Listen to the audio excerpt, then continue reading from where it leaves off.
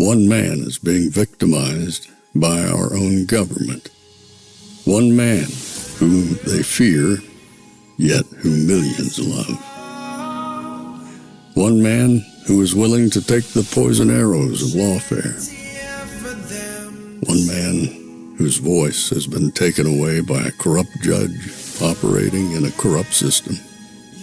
One man who has been ridiculed and insulted. One man who refused to back down. One man who refused to back down. One man who refused to back down. One man who stands between us and them. One man that wants to see America protected again. One man who wants to see America prosper again. One man who understands that a man is a man and a woman is a woman. One man who understands and protects the blessing of life. One man who wants to restore American exceptionalism. One man who once again wants to make America that shining city on a hill for all to see. A place where all the people of the world glowingly set their eyes upon. America. One man who unashamedly wants to make America great again. That one man is Donald Trump.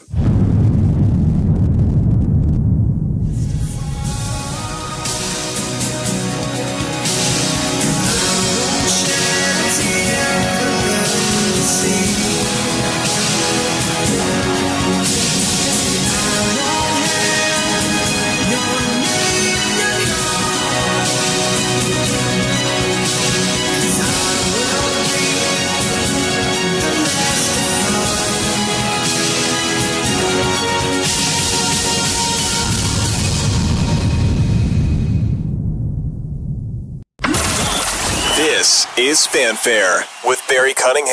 I'd like to know if you think it's time for Democrats to stop calling Trump a threat to democracy.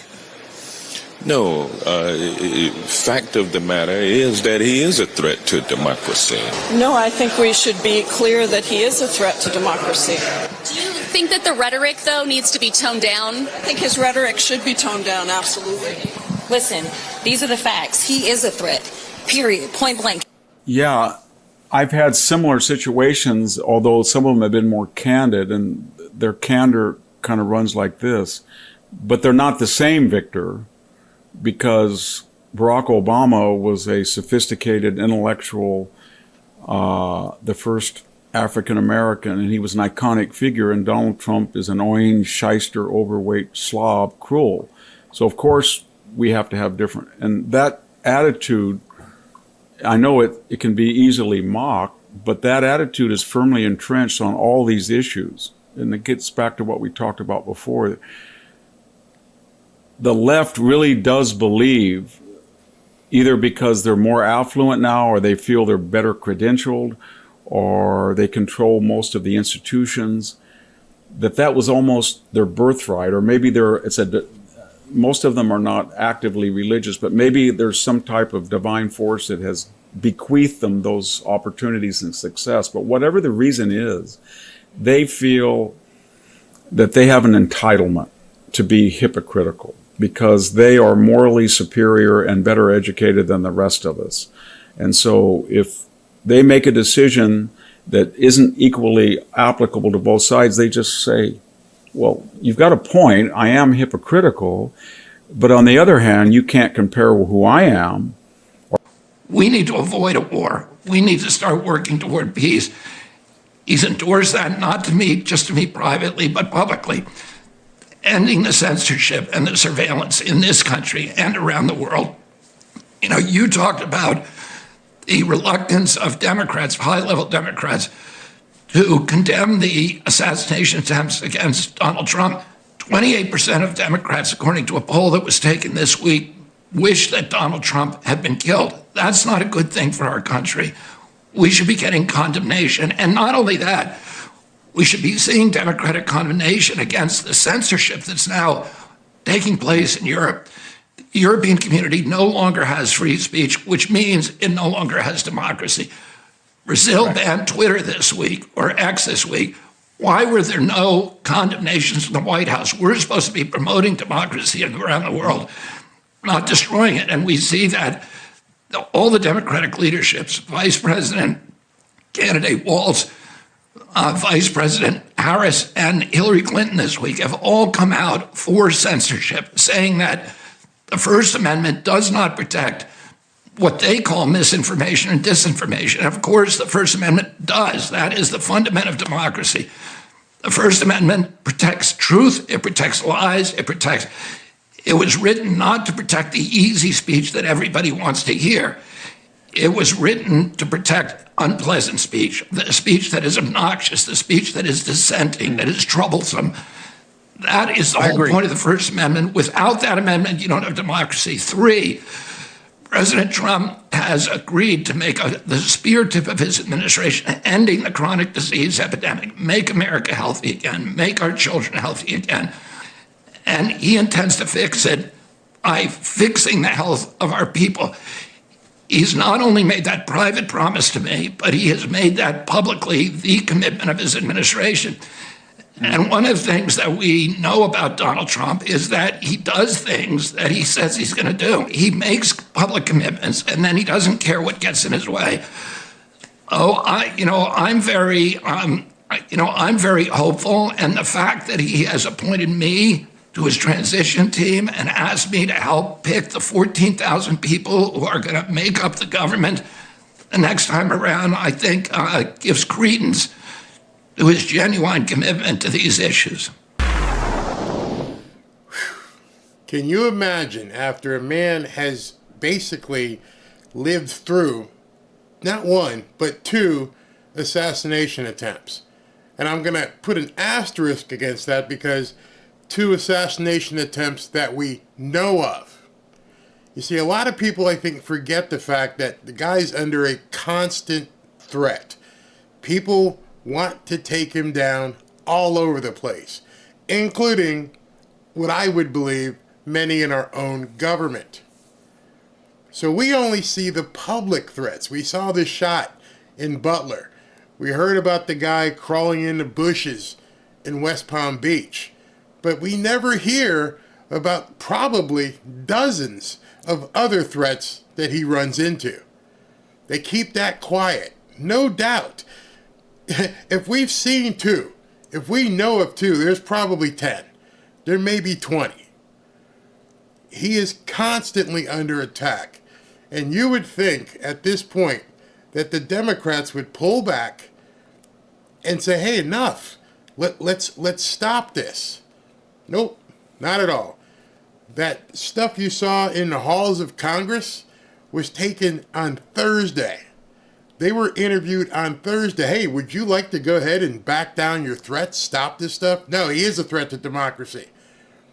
Over and over and over. And then, Robert F. Kennedy Jr. says that, I think he said 29 or whatever the number was he used, are okay if this man gets eliminated. What you have to realize is that we are not in a political fight anymore. We are in a war for our country. When armies go to war, the general back there is who they want, and they will go through you to get to him. Where in this instance, it's completely flipped around. They'll take him out because he's in front of us. Because all of us are who the target really is. And I don't think enough people can even grasp the situation at hand. That they want this man dead. And they want ill for you as well. And they will do anything to get there. Case in point. Saw an article on, let's see, this is on the New York Post, which I have to show you. This is just incredible. The Dems send a message to violent supporters Who will rid us of this meddlesome Trump? This is an amazing article. It was published yesterday at 2 o'clock in the afternoon. Let me show you some of this stuff. The second assassination attempt against Donald Trump gave us a moment of profound insight. My father hates Trump, said the son of the would-be assassin. Like every reasonable person does. I'm going to come back to that. Like every reasonable person does. They are so adrift at sea in their hatred, their loathing of Donald Trump and everything MAGA, that they truly believe that every person who's reasonable feels the same way about Trump and MAGA supporters. They all should be done away with. They are poison. They are a boil on the ass of America.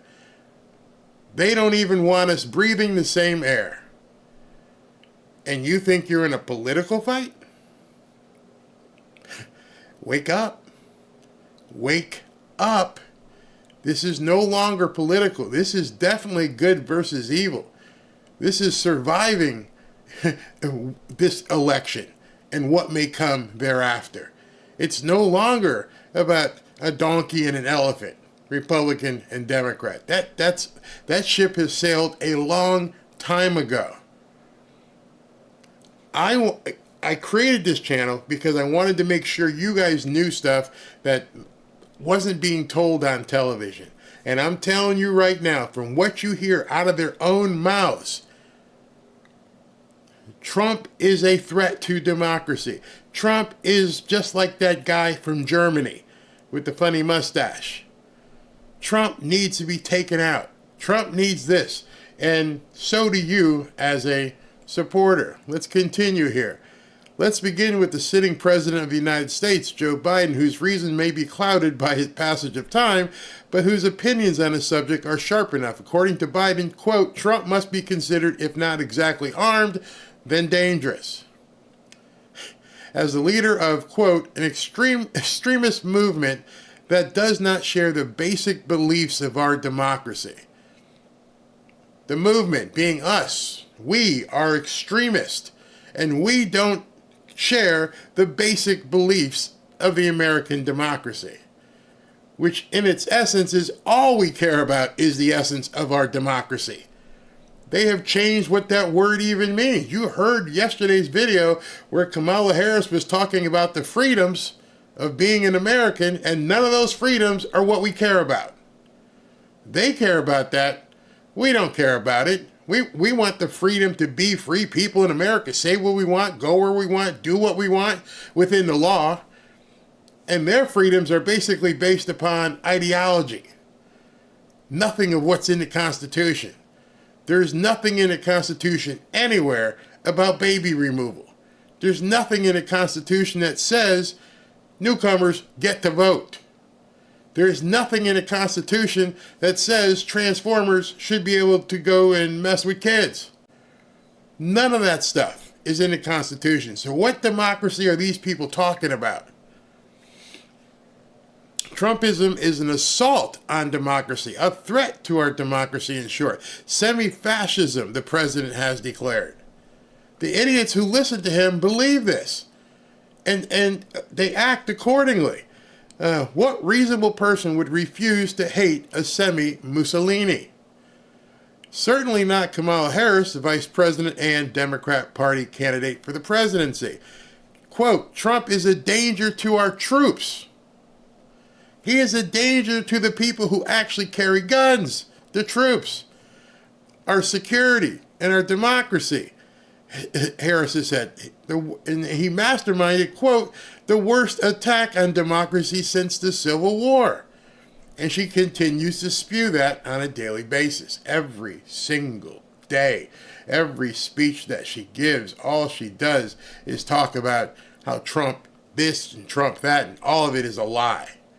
But they believe it. Go down here. What reasonable person wouldn't hate the second coming of Jefferson Davis? Next part. Democrats in general tend to score very high in the hate meter. Here's David Plouffe, who's working with Kamala, who managed Barack Obama's first presidential campaign. Quote, "It is not enough to beat Donald Trump.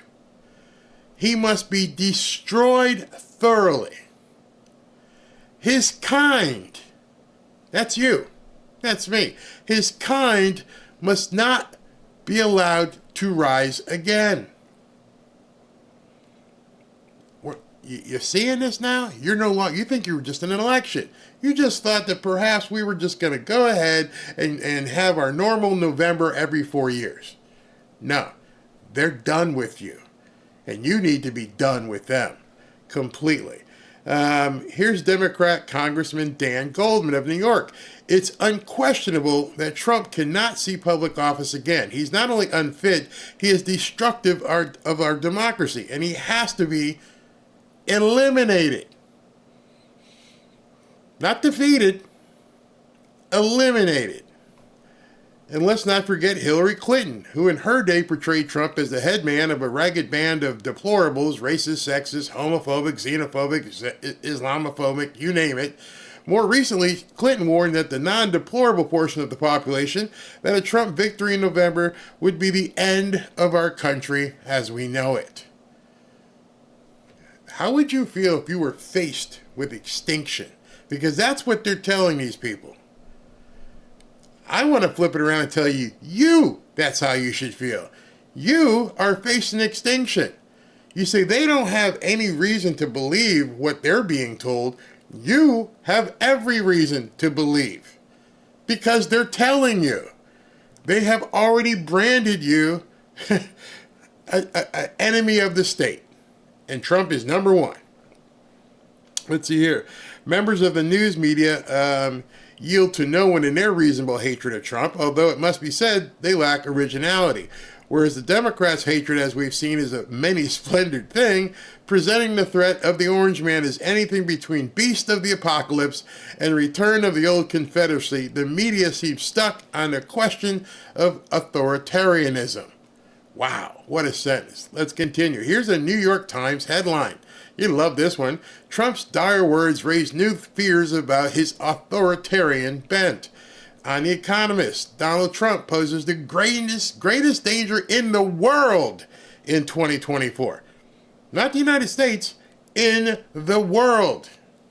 The Guardian, a second Trump term will be far more autocratic than the first. Politico, Trump is an authoritarian, so are millions of Americans. Oh, so Politico is reminding everybody, it's not just Trump where the problem is. It's all those maggots. They are just a stain. They are so bad, they need to be, like, we need to spread pesticide and get rid of them. And yet you may have been thinking until you're hearing this, hopefully it's not the first time, that this was just a normal election. It's not. It is not a normal election when people think of you as a rodent. They don't want your kind. And I'm thinking to myself, this is supposed to be the party of tolerance. These are the people who talk about homophobic, xenophobic, Islamophobic. So I guess you're MAGA-phobic. Because you don't want anything to do with us and you want us exterminated like bugs. You keep telling everybody that. Unbelievable. It's simply beyond the pale. You get the picture. Trump is worse than the war in Ukraine. He's worse than the October 7th atrocity, the possibility of nuclear war with China over Taiwan or with Taiwan, or with Iran over Israel. Worse than inflation, worse than crime, worse than runaway immigration, the worst, most annihilating and head-bursting authoritarian horror that the news media in their limited imagination can apparently conceive. You see, that's why some of these people think these polls are close. These polls aren't close because they're running against Trump versus Kamala.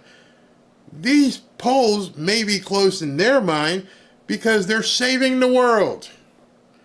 It doesn't matter that it's Kamala versus Trump. What they're seeing is authoritarianism, Islamophobia, homophobia, all the other things, And it doesn't really matter if she's lying her ass off. Doesn't matter what she's going to do with the economy. We don't care. We just have to stop Hitler.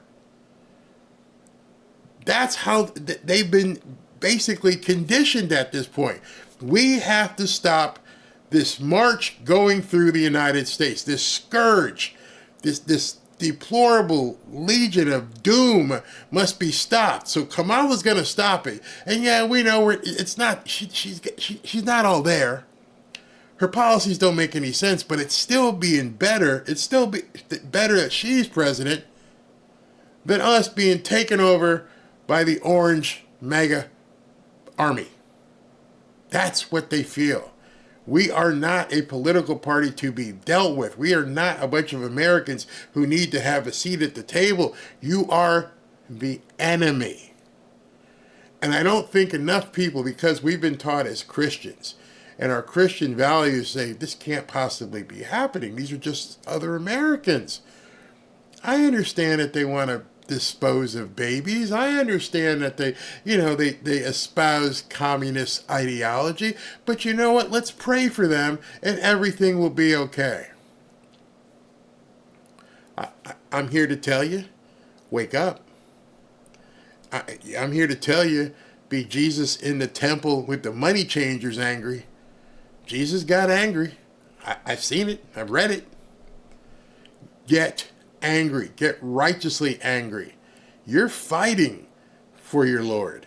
You're fighting for your country, your family, the survival of everything that you see dear. Because they're whittling. No, they're not even whittling it away anymore. Now they're stomping on it. Now they're not even pretending. We're going to shut you up. We're going to replace you. We're going to bring in people from all other countries that you have no idea, and we don't care as long as they vote blue. We're going to dispose of as many babies as we possibly can. We're going to do the most perverse crap you can imagine, and you need to shut up because we're not even going to let you talk about it. There are all these networks out there that, you thought were free speech, but free speech is just something in that piece of paper, what's it called there? The thing, the Constitution. Doesn't mean anything to us. Hey, we don't care. Wake up, people. I'm serious. Wake up. There might be a time where you click the button. Let's see what Barry's putting up today. Oh, it's not there. Or even worse, you can't even log on. We've been looking at your history. We've seen the videos that you've been watching, and you're no longer allowed to watch videos. Yeah, it could really well get there. And needless to say, the latest failed attempt at assassination changes nothing. And a day after, the Los Angeles Times ran the following headline: "Think Trump isn't really serious about being a dictator? Think again." The day after they ran that headline. Down further, of course, it's infecting Hollywood. Robert De Niro, strutting his stuff, has called the former president a jerk, an idiot, a clown, and a gangster. George Clooney, more conventionally, has said he's a xenophobic fascist. If Donald Trump, Jennifer Lawrence, becomes president, that will be the end of the world. Like anyone cares what Jennifer Lawrence has to say. I've scrolled down to the end because pretty much I went too far. Pretty much that's all you have to know. The only meaningful question we should ask about Trump isn't political but existential. And that question is right now, how is this man even still alive? Well, I think there's only one answer for that, and that same answer is going to tell you how you need to conduct yourself over the next couple months. And that's God. That question need not be asked. There's no way he turned his head at just that moment of a bullet going 1,700 feet per second from 150 yards away and just happened to graze his head instead of blowing it apart in the middle of a rally on television. We are in a very, very dark place as a country. And I bring this up today because he's out there today. He's going to be speaking at this rally. And he's behind bulletproof glass. And you have to know whether or not you get to a rally, whatever you do, you need to get into that precinct and vote and help secure the vote and watch mailboxes and everything else. Because if they're willing to take a shot at this man, they're literally willing to do anything to get rid of him and get rid of you. Just wanted to let you know that. I saw this stuff and I'm like, I got to talk about this before the rally. We're going to have a little bit of time here with friends.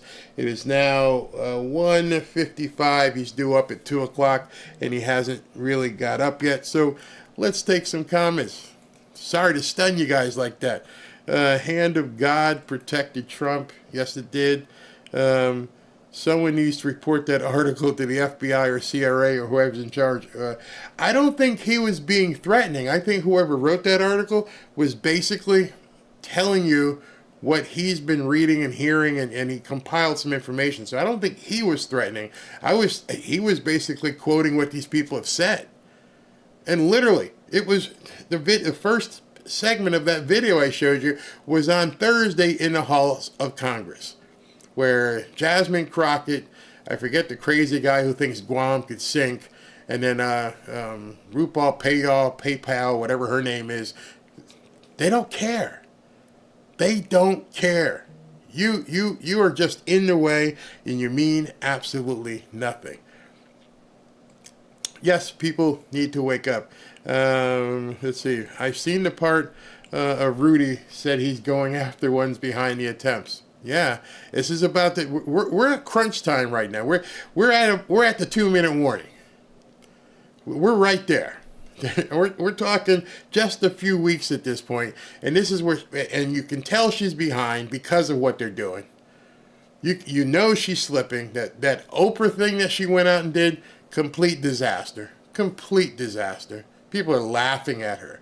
Not even like saying it was bad. They're laughing at her. And she's giving these speeches and she's making up stuff and lying at every chance she gets. Oh, yeah, Project 2025, Project 2025. Oh, man, Trump's national baby abortion ban. And, oh boy, I said the word, baby removal ban.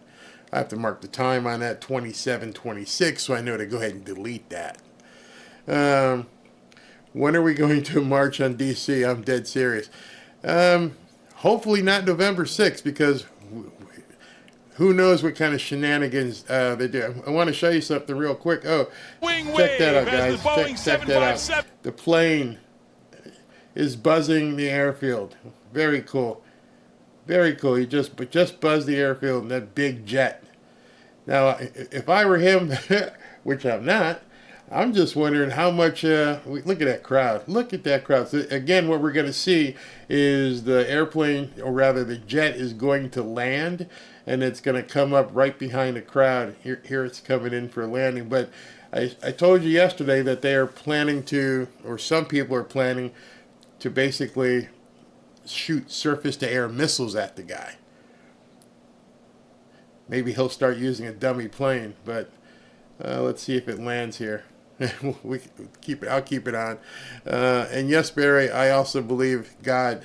I had his hand on Trump on July 13th. There's simply no other explanation, none whatsoever. All right, so Trump's buzzing the airfield. So it won't be long now. Alien bread, I'm saying. God and angels are crying for baby removal. And they celebrate it. It just drives me crazy that they're so celebratory about it. It's insane. God is with us. Yes, it is, Cheryl. Absolutely.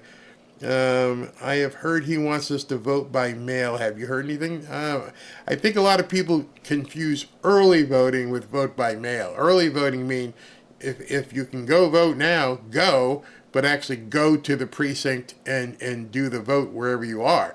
I don't think he's doing the vote by mail stuff. Yes, George Orwell. The further society drifts from the truth, the more it will hate those who speak it. Yep. Like I've said before many times, 1984 wasn't supposed to be a manual, and they've turned it into a manual. All right, Tom, so that's the word you want me to start using now? Capital gains will kill us. Yep, absolutely will. Just land safely, Trump. This is, yeah. This is definitely spiritual warfare. I don't know if you've seen this new thing that's happening, but right on cue, the riots are starting. In New York City, they're starting it up again, and some guy had a knife, and the cops took out the gun, and the guy took a gun to a knife fight. I mean, a knife to a gunfight. Let me see if I can show you that. New York riots coming to a town near you. All right, so I can show you. This is I don't know how to say Andy's name, Andy Ngo, but here, let me show you what's going on in New York right now. This is the Big Apple, the big stanky apple right now. This is what's going on.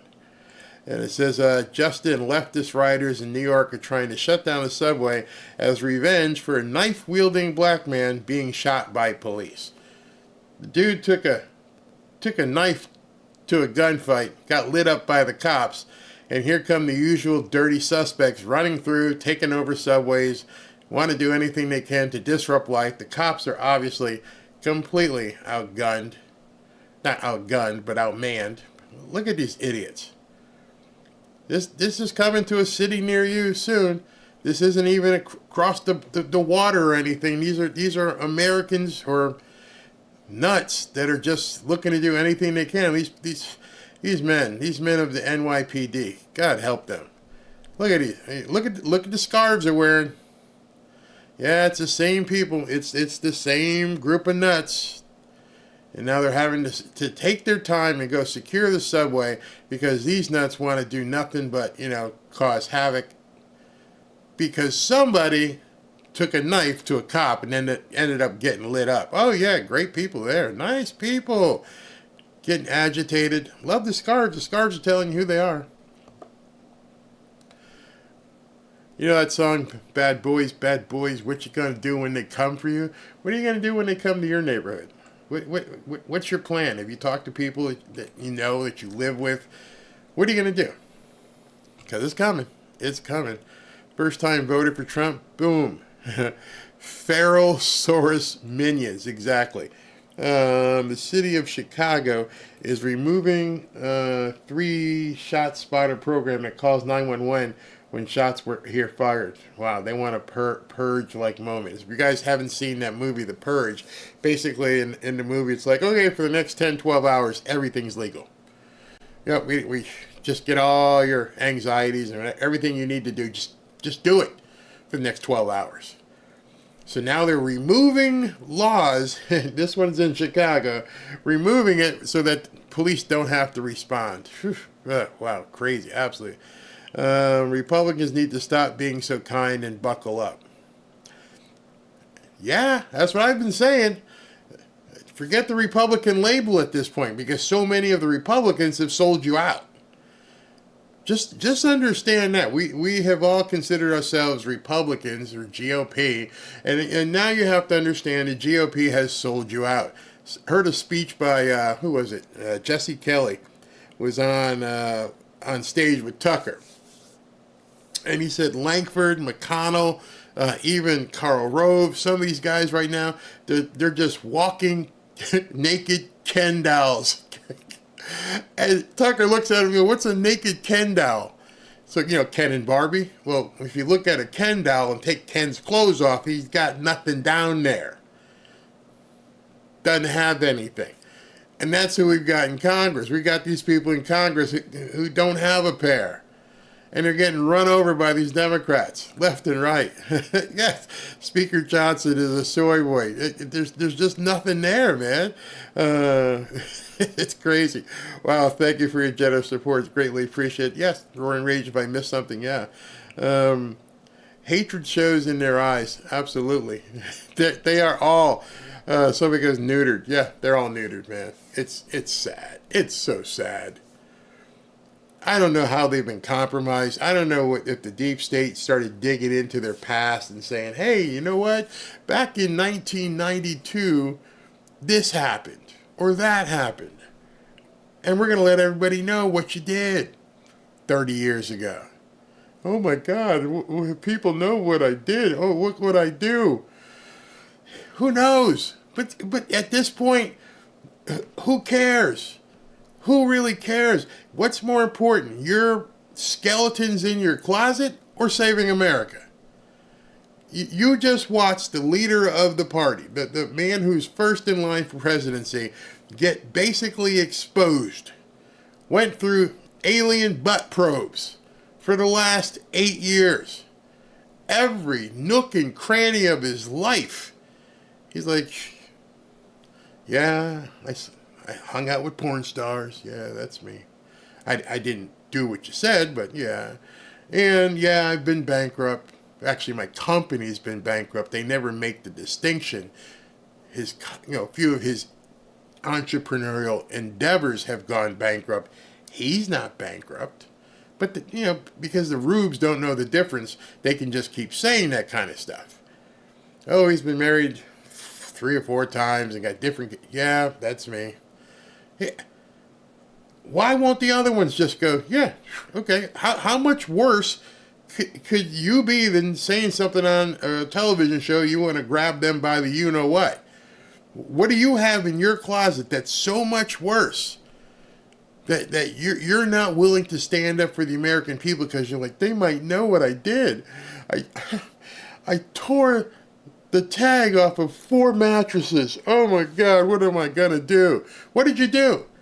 I'd walk up to the microphone, just to let you know, guys. Okay, in 1984, I took a candy bar from 7-Eleven and I didn't pay for it. Oh, you know what else? And I bought a Playboy magazine and went home and pleasured myself. Oh my God, you did that. Yeah. And then, you know what? I actually watched The View a couple times. Oh, crap. What kind of conservative are you? Come on, man. Be a man.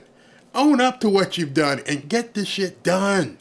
I'm tired of seeing these limp-wristed, naked Ken doll guys walking around Congress calling themselves conservatives.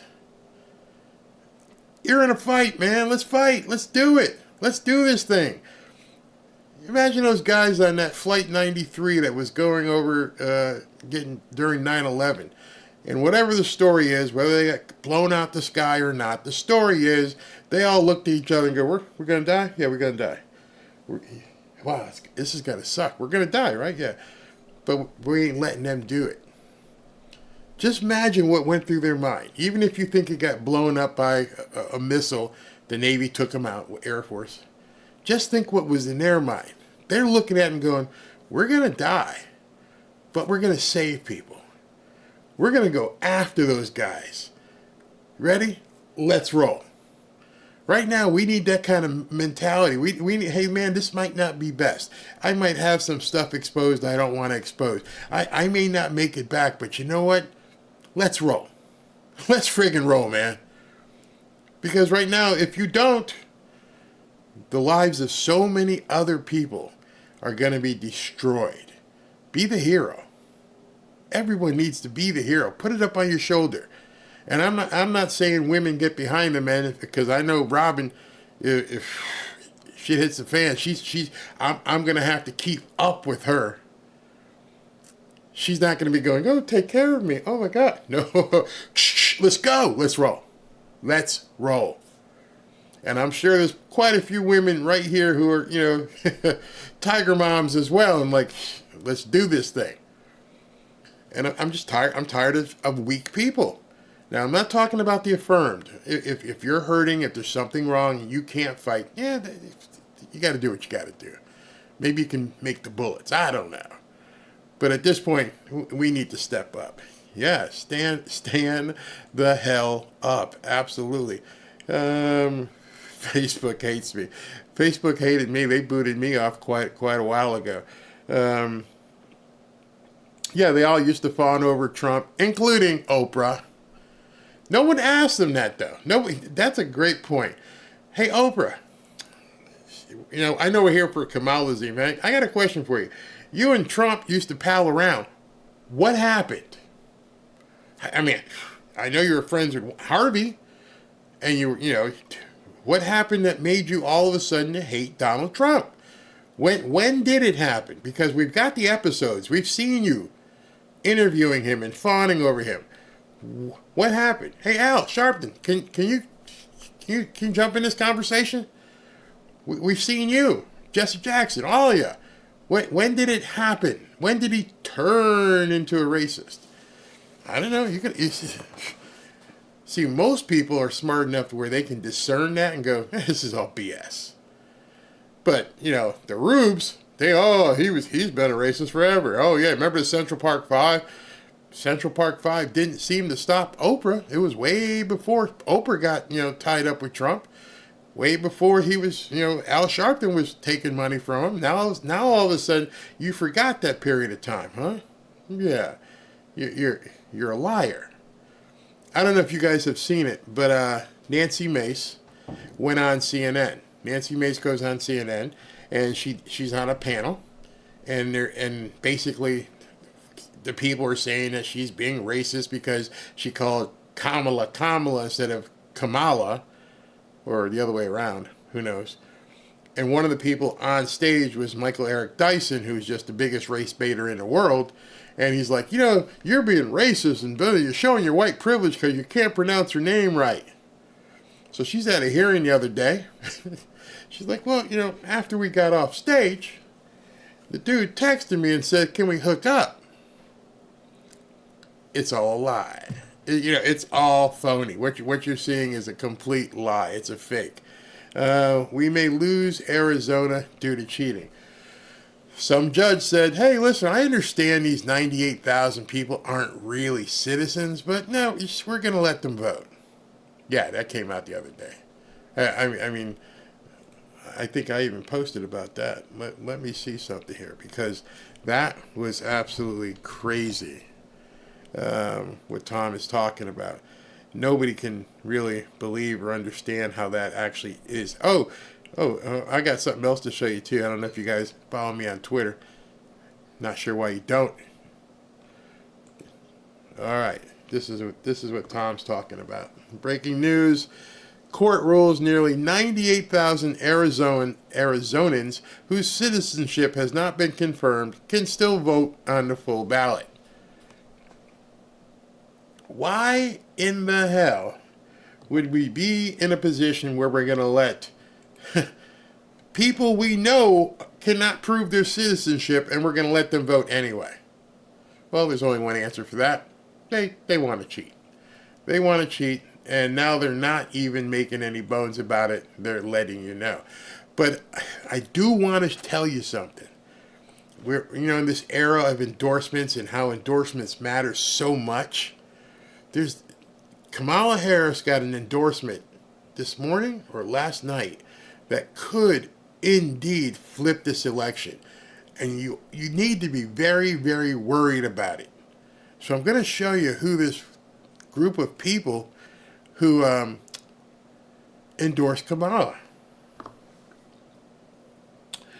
IRS agents. The union, which I didn't know government people could have a union, and I didn't know government people could endorse a candidate, but the IRS union has endorsed Kamala Harris.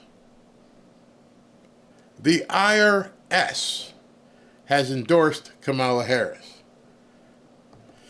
Ha ha! Good luck with that one, Kamala.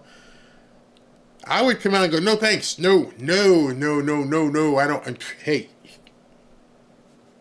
Shush. Yeah, too late. The IRS has come out and said, hey, we're for Kamala. Aren't y'all happy? Let me just go ahead and show you this right quick as the big bird is pulling in behind Trump. I love watching it. Maybe I'm just a little boy at heart, but I love it. California is sending prisoners toward slavery. So they're bringing in the big bird right behind. I mean, the most beautiful view of any rally is to be at a Trump rally, excuse me, and see that thing coming in right in front of you. Yeah, you might as well say that the deep state or the blob is backing her at this point. Absolutely. They would have voted for her anyway. Exactly. Gosh, Barry, doesn't everyone love the IRS? Oh, man. So the slow mode actually benefits you, Barry, as 8 people are able to read. Yeah, pretty much. Doesn't the IRS work for Biden and Harris right now? As you look at that. Look at that. I'm not going to take that off the screen because I just love the way that looks as people can see that come in and he can park. I don't know whose idea it was ever to basically say, hey, listen, let's hold rallies at these airport hangars. There's lots of room. We can bring in 20, 30,000 people. And then, of course, we could bring in the big jet right behind it. Perfect. Absolutely perfect. Love it. Love it. Absolutely love it. What did SB say? Everyone, please be patient. We can't have 10, 20, 30,000 posting all at once. If we do, this chat would be useless. And we thank you all. Yeah, the mods, they tell me, Bear, we need some help, man. Get some help in here. So I just want to let you know. Just I'm going to play the scroll underneath because I get a lot of emails and texts from people. Hey, I got blocked. You didn't get blocked. Unless you were a spammer, you didn't get blocked. Breathe. Just breathe it in. You're not being blocked. It just every 60 seconds it refreshes. So, I mean, for you personally. So every time you post a comment, every 60 seconds it will refresh. You're not being blocked. It's just on slow mode so people can actually read the comments and enjoy what you have to say and then respond back. Not something we're doing.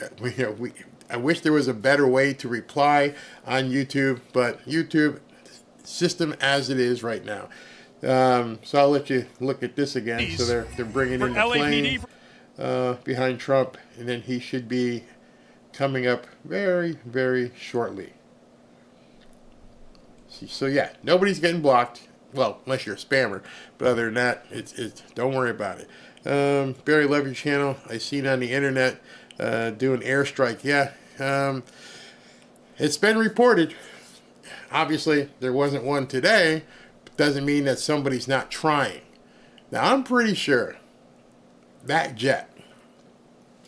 Let me just put that back up here as I respond here. That jet that you're looking at right there is probably being flown by somebody with extreme military experience. Probably someone who's been in the Navy or the Air Force. Probably understands evasive maneuvers because when he flies in and basically flashes the crowd at a low level, it tells me that this guy's pretty good. You see all the vehicles coming in right now. These are all the support vehicles, police, Secret Service. They clear the ground. If you haven't been to one of these rallies, they're really pretty cool. So, yeah, this is what we have to do. It definitely has to be too big to reek. I like seeing the big gun show up. Yeah, when he comes off the plane. Okay, let me just cut back to. I'm gonna leave it on here for a while because I know people want to see him. So what'll happen is, and this is what happened at his last rally. He just walked. So he's gonna come down the steps, obviously. And then he's going to get into the black SUV that's at the bottom of the stairs. Then the SUV is going to bring him to the stage. The last time he landed, wherever it was, what was the last one? Arizona, wherever. He didn't get in the truck. He just walked across. He just walked across as the American badass as he is and didn't get in the SUV. But I'm sure at this point, they've said, you got to do this. Somebody said, I just saw a video of the Trump plane flying in a circle sideways. That's a high-level military pilot. Yeah, I that's what I just said. It's someone who's got some Air Force or Navy flight time for sure. And at this point, I wouldn't even doubt if that plane has been outfitted with countermeasures and everything else. Let's see what we got here. Trump still needs his own security. Absolutely. Maverick is flying Trump Force One. Wait for him to get the all clear so he can come down the stairs, and they'll probably zoom in. Barry, I got my feet wet the other day. I bought some Bitcoin for the first time right after I seen Trump buy crypto. Yeah, he wants to be the crypto president. You know, be careful. Make sure you talk to some people who got some Bitcoin experience, and you should be funny. I'm still laughing about the IRS supporting Harris. She need a big group to support it because Trumpsters won't. Oh, the other thing with that, what's funny, you know why they're supporting him. I mean, her. Because with RFK Jr. and Trump coming back in, those 87,000 people about to be jobless. They're not going to keep 87, or you better send them down to the border. You've been reassigned. Where am I going? Oh, you're going to Texas, and you're going to Arizona, and you're going to be stationed down the border. Or you can quit. It's up to you. Either way, you ain't here in Washington going after all these business people. That's for sure. Not going to happen. So I'm watching this again. I'll just leave it on because I know I'm getting dangerous information from people. Y'all want to see it. I can still take comments in the background. Lori says she bought a little gold yesterday. Somebody had asked me a question. The difference between Bitcoin and crypto. I mean, Bitcoin, crypto, and gold. Gold is a hedge. Gold is protection. Gold's not ever going to go to zero. It may dip here and there, but it's not going to go to zero. You will always be able to trade gold. Crypto and Bitcoin are more of an investment, meaning it could go up or down, and yes, you could get wiped out or you could make a bunch of money. Either way, just like with many other stocks. But something like gold, that's a protection investment. I don't even like using the word investment because it's just a currency exchange. Whether you have $10,000 in currency or $10,000 in gold, both of those are I don't know about the dollar anymore, but got some stability. So we're seeing right now on the screen on the left is obviously the fire rescue, and then we've got a bunch of the law enforcement of the multiple agencies standing by, and on the right side you've got the SUV that's going to take Trump to the stage. So just waiting for him to come down, and I hope there's no issue as we're seeing, the medical unit right there. But who knows? We'll see. Hopefully everything's okay. Keep going. Let's see here. Beautiful flags. Yes, love seeing the American flag all over the place. He's in danger from the sick and twisted evils that have shown their heads. We now know. Definitely evil. Definitely evil. Love your show. Going to vote for the first time ever. Just turned 61. Wow. That's amazing. Amazing. First time ever. Waiting for Trump to come down. Thing. Barry, the Air Force has a union too. Exactly. Wow. I didn't know that. I didn't know that they had. No, I didn't do the Trump dance yet. I will film that with Robin and get that out to you. So it looks like he is coming down, or who else is coming? Somebody else might be coming down. Let's see here. Who do I contact about Bitcoin? I'm going to see if I can't get somebody on the show who can talk about, just like I had the guy who talked about gold. I'm going to see if I can find someone who can talk about Bitcoin and get some questions. People are asking about the Trump dance. When are you going to post it? I will post that tomorrow. In tomorrow's video, I will post the Trump dance. All right, so SP goes, it wasn't me texting. Yeah, it's Ashley. Be patient, Kamala. Let's see here. I got my mom registered to vote, and she will be voting for the first time ever at 60. 69. You see, those are the kind of numbers that you're not. That doesn't show up in a poll. Nobody's polling someone who's 69 who's never voted before. There's a whole lot of people, obviously, who are going to be voting for the first time and are of that age. Gold is a currency. Now that people have the most gold can control its values. They see billions of dollars being bought. They can dump and drop the value. Yep, absolutely. Where's the men in New York? I know the 98,000 IRS workers are about their job. If Trump, they're going to lose their job. That's for sure. Money and power has compromised our country. Yes, Ashley, I will drop the Trump dance tomorrow. You know what? When I do it, I'll go live with something tomorrow, and we'll also give away some good stuff. I found a bunch of goodies I can give away, so we'll do that. Let's see. Good for her. Every vote counts. I got asked to do a poll yesterday. First one ever. I said I'm voting Trump. And then they probably hung up. Like, oh no, we don't know. We don't want that vote. No, we can't do.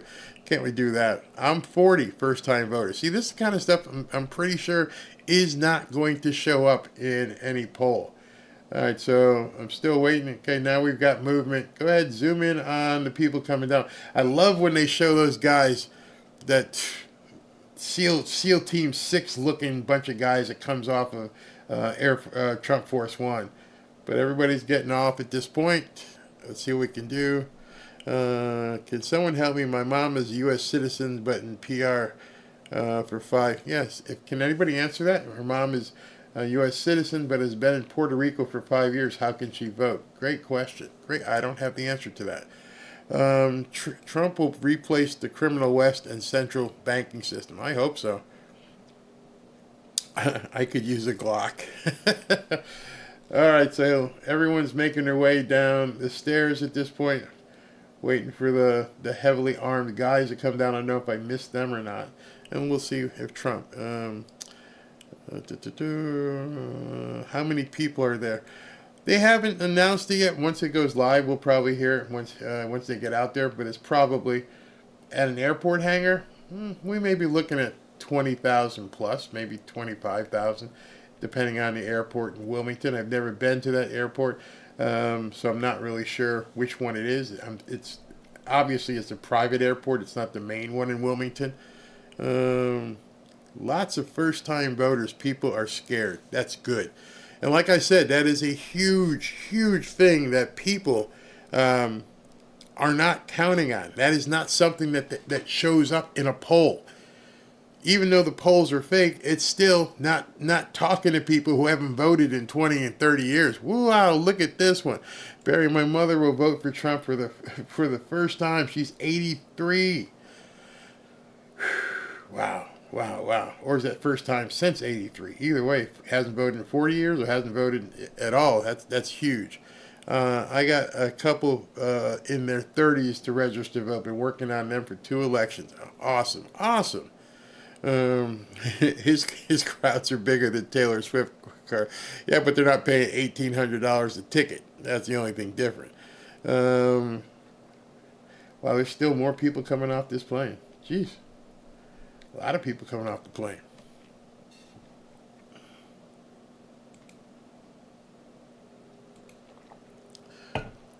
I see all the first-time voters. 68 will be voting for the first time. Come on, man. If you guys are seeing it here, let me just switch over for a second. If you're seeing it here, that you're seeing all these first-time voters who haven't voted, this is some shadow stuff. There's no possible way they can know what's coming. They are going to be overwhelmed at this point with the amount of first-time voters who haven't done this before. I'm still waiting to see. I'll click it back as soon as he comes down the stairs here. In addition, there's another group of people that they can't chart. No one is counting when they're talking about the Pennsylvania vote and how that state looks. The Amish aren't being polled. They're not walking around with cell phones.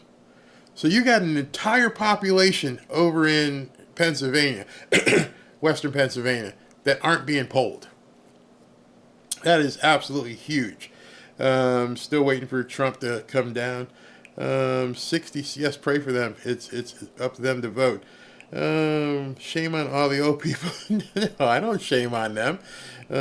My mother and my mother-in-law got their citizenship last year, and they are voting for Trump. Awesome. Very, very good.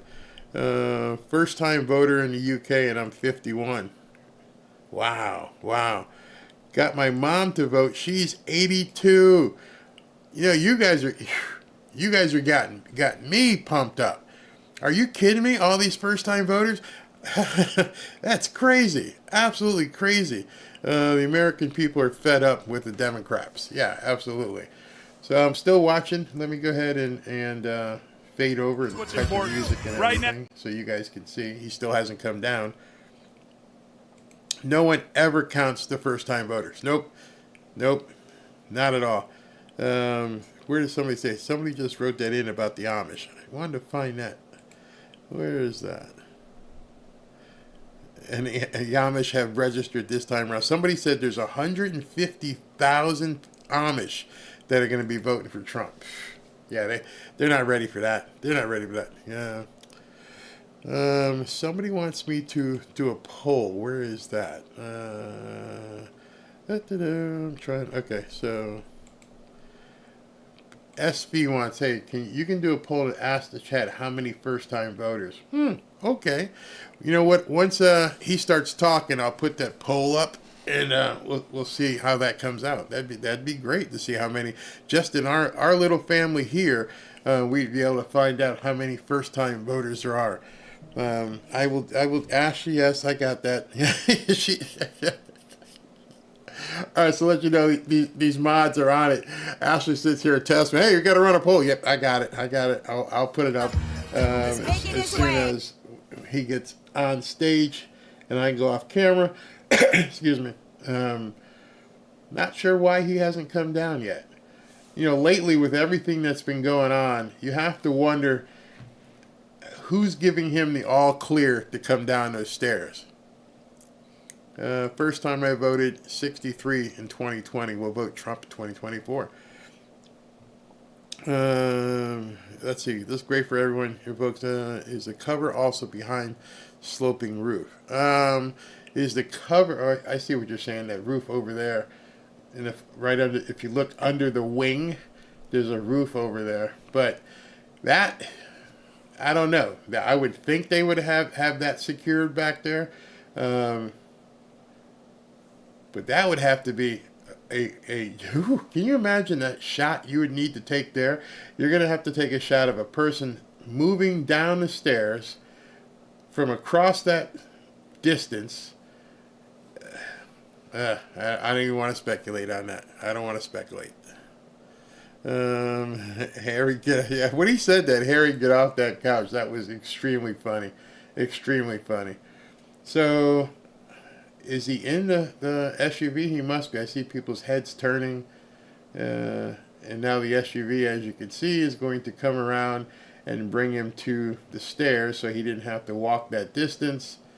And notice that big black truck is there probably to block things from the side. So now we're going to see him probably get out and walk to the stage. Or are they going to put him in another vehicle? Okay, so the vehicle turned. He's going to be getting out. There he is.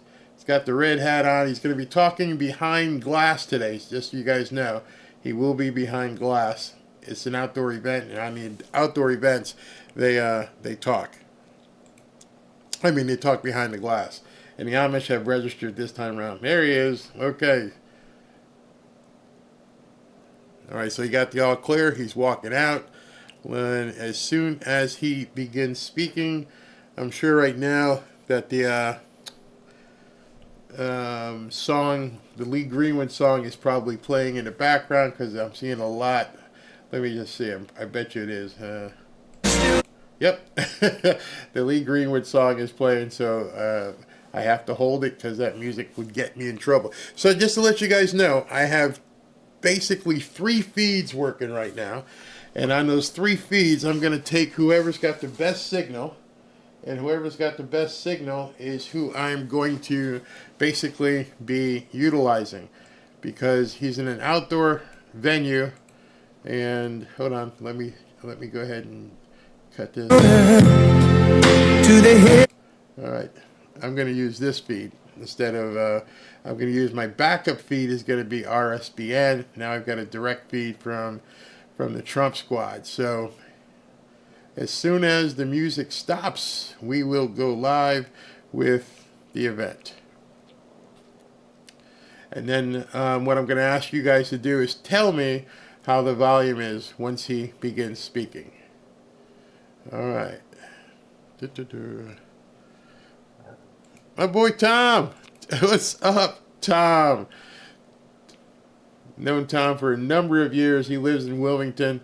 Wow. Thanks, Tom, for showing up. Thank you very much. And let's see if the music dies down. Never has a Republican candidate been so attacked. You are so right. Thanks, Tom. Thanks for tuning in. Mega, fight. I will die for Trump. Yeah, get out there and vote. Do they shoot at everyone, or they just shoot at Trump? You know, it's funny. I wonder how people in other countries look at this and go, so this is the guy they're shooting at, but they're not shooting at Dementia Joe, and they're not shooting at Kamala Harris. Yeah, how does that work in your country? No. Somebody says I talk too much. Well, trust me, you won't have to hear me in about, I'd say about a minute and a half. All right, here we go. Oh, what a crowd this is. That's a big, beautiful. We flew over. I said, that's a lot of people. That's a lot of people. As far as the eye can see. I hope you can see back there. It's a long way back. I want to thank everybody and hello to North Carolina. Let me know if the volume is okay. Check the volume for me. Be back in this incredible state with thousands of hardworking, God-fearing American patriots. Amazing people. We have a little thing called an election coming up, but we're going to win this election.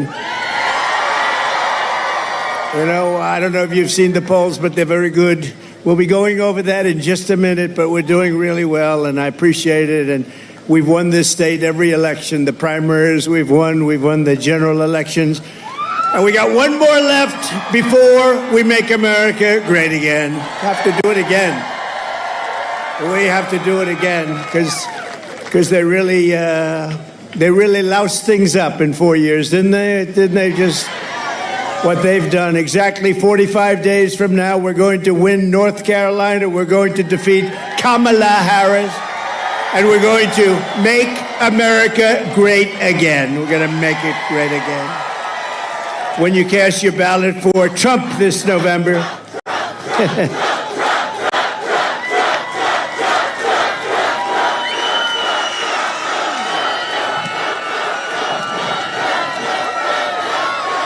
Thank you very much. That's the best seat in the house. I always said it. You know, they can't see me too well, but oftentimes they're picked to be movie stars. They're so beautiful. All of the fake news up there, you know, you think you have the best seat. See, you think you have the best seat. Actually, they do, because what happens is Hollywood is watching, and every once in a while they see a face. They see this beautiful face, and they don't see your face. They only see the back of your head. Would anybody like to change seats? Would you rather change? I didn't think so. When you cast your ballot for Trump this November, it means that America's borders will be instantly secured. Can you believe what they've done? What they have done to our country with millions and millions of people walking right through our border. It means the price of household goods will start to plummet. Groceries and rent will no longer break your budgets. And you will have thousands of dollars of savings by the end of the year. Let me just tell you, we're going to get your energy costs down in 1 year. We're going to get your energy costs down by 50%. We'll cut it in half. We're going to cut it in half. It means young people will once again be able to afford a mortgage and a home.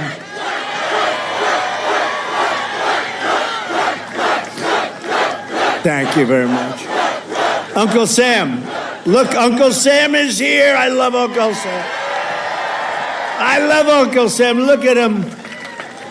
It means the streets of your cities will be safe and clean. The homeless encampments will be gone. They're going to be gone. Oh, you have to see. You have to see some of these encampments, what they've done to our cities. And we've got to take care of the people, but they're destroying our cities. And instead of a planet on the edge of global war, we will have world peace. We won't have World War III, which we're very close to having right now. That's the future that awaits the America that we love under President Donald J. Trump. But if you cast your vote for Kamala Harris, Comrade Harris, we call her Comrade, You're voting for 4 more years of brutal job losses, higher taxes, surging prices, falling wages, and economic depression and despair. Other than that, you'll be doing quite well, I think, actually.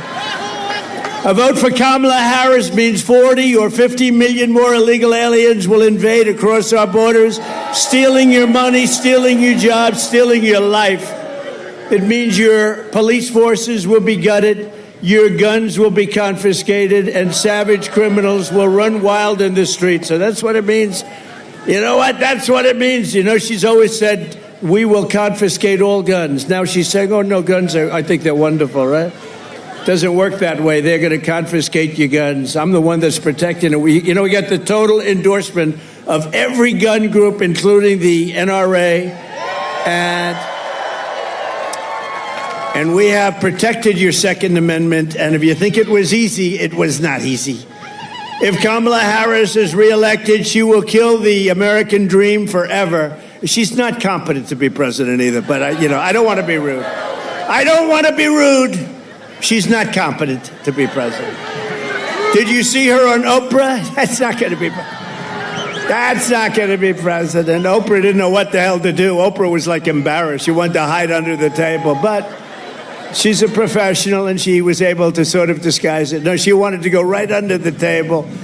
Vote Trump and we will bring back the American dream bigger, better, and stronger than ever before. Kamala can't be trusted with your economy or anything else. She's just, how this happened? Explain it to me, please. How did this happen? And we all saw what happened, and we see what happened. Kamala was a total disaster yesterday, and at every other interview, she's been just a free fall. I don't know what the hell's going on. She can't do an interview. She doesn't want to do them. Something's wrong. Let's just take a look. Let me just see. We have a little video. You know, we spend all the money on these screens. We want to use them a little bit. Let's play it just for a second. Thank you. The Kamala word of the day is clearly story. It is your story and the story of our friends before you is really, that's the American story, right? In telling your story and being so strong in the way you do it. And both of these stories, for you to tell these stories, this story is a story that is sadly not the only story.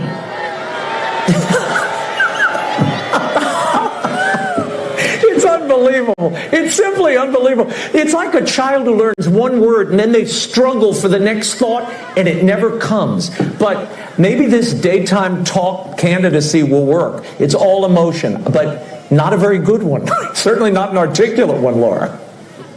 And being a bitch.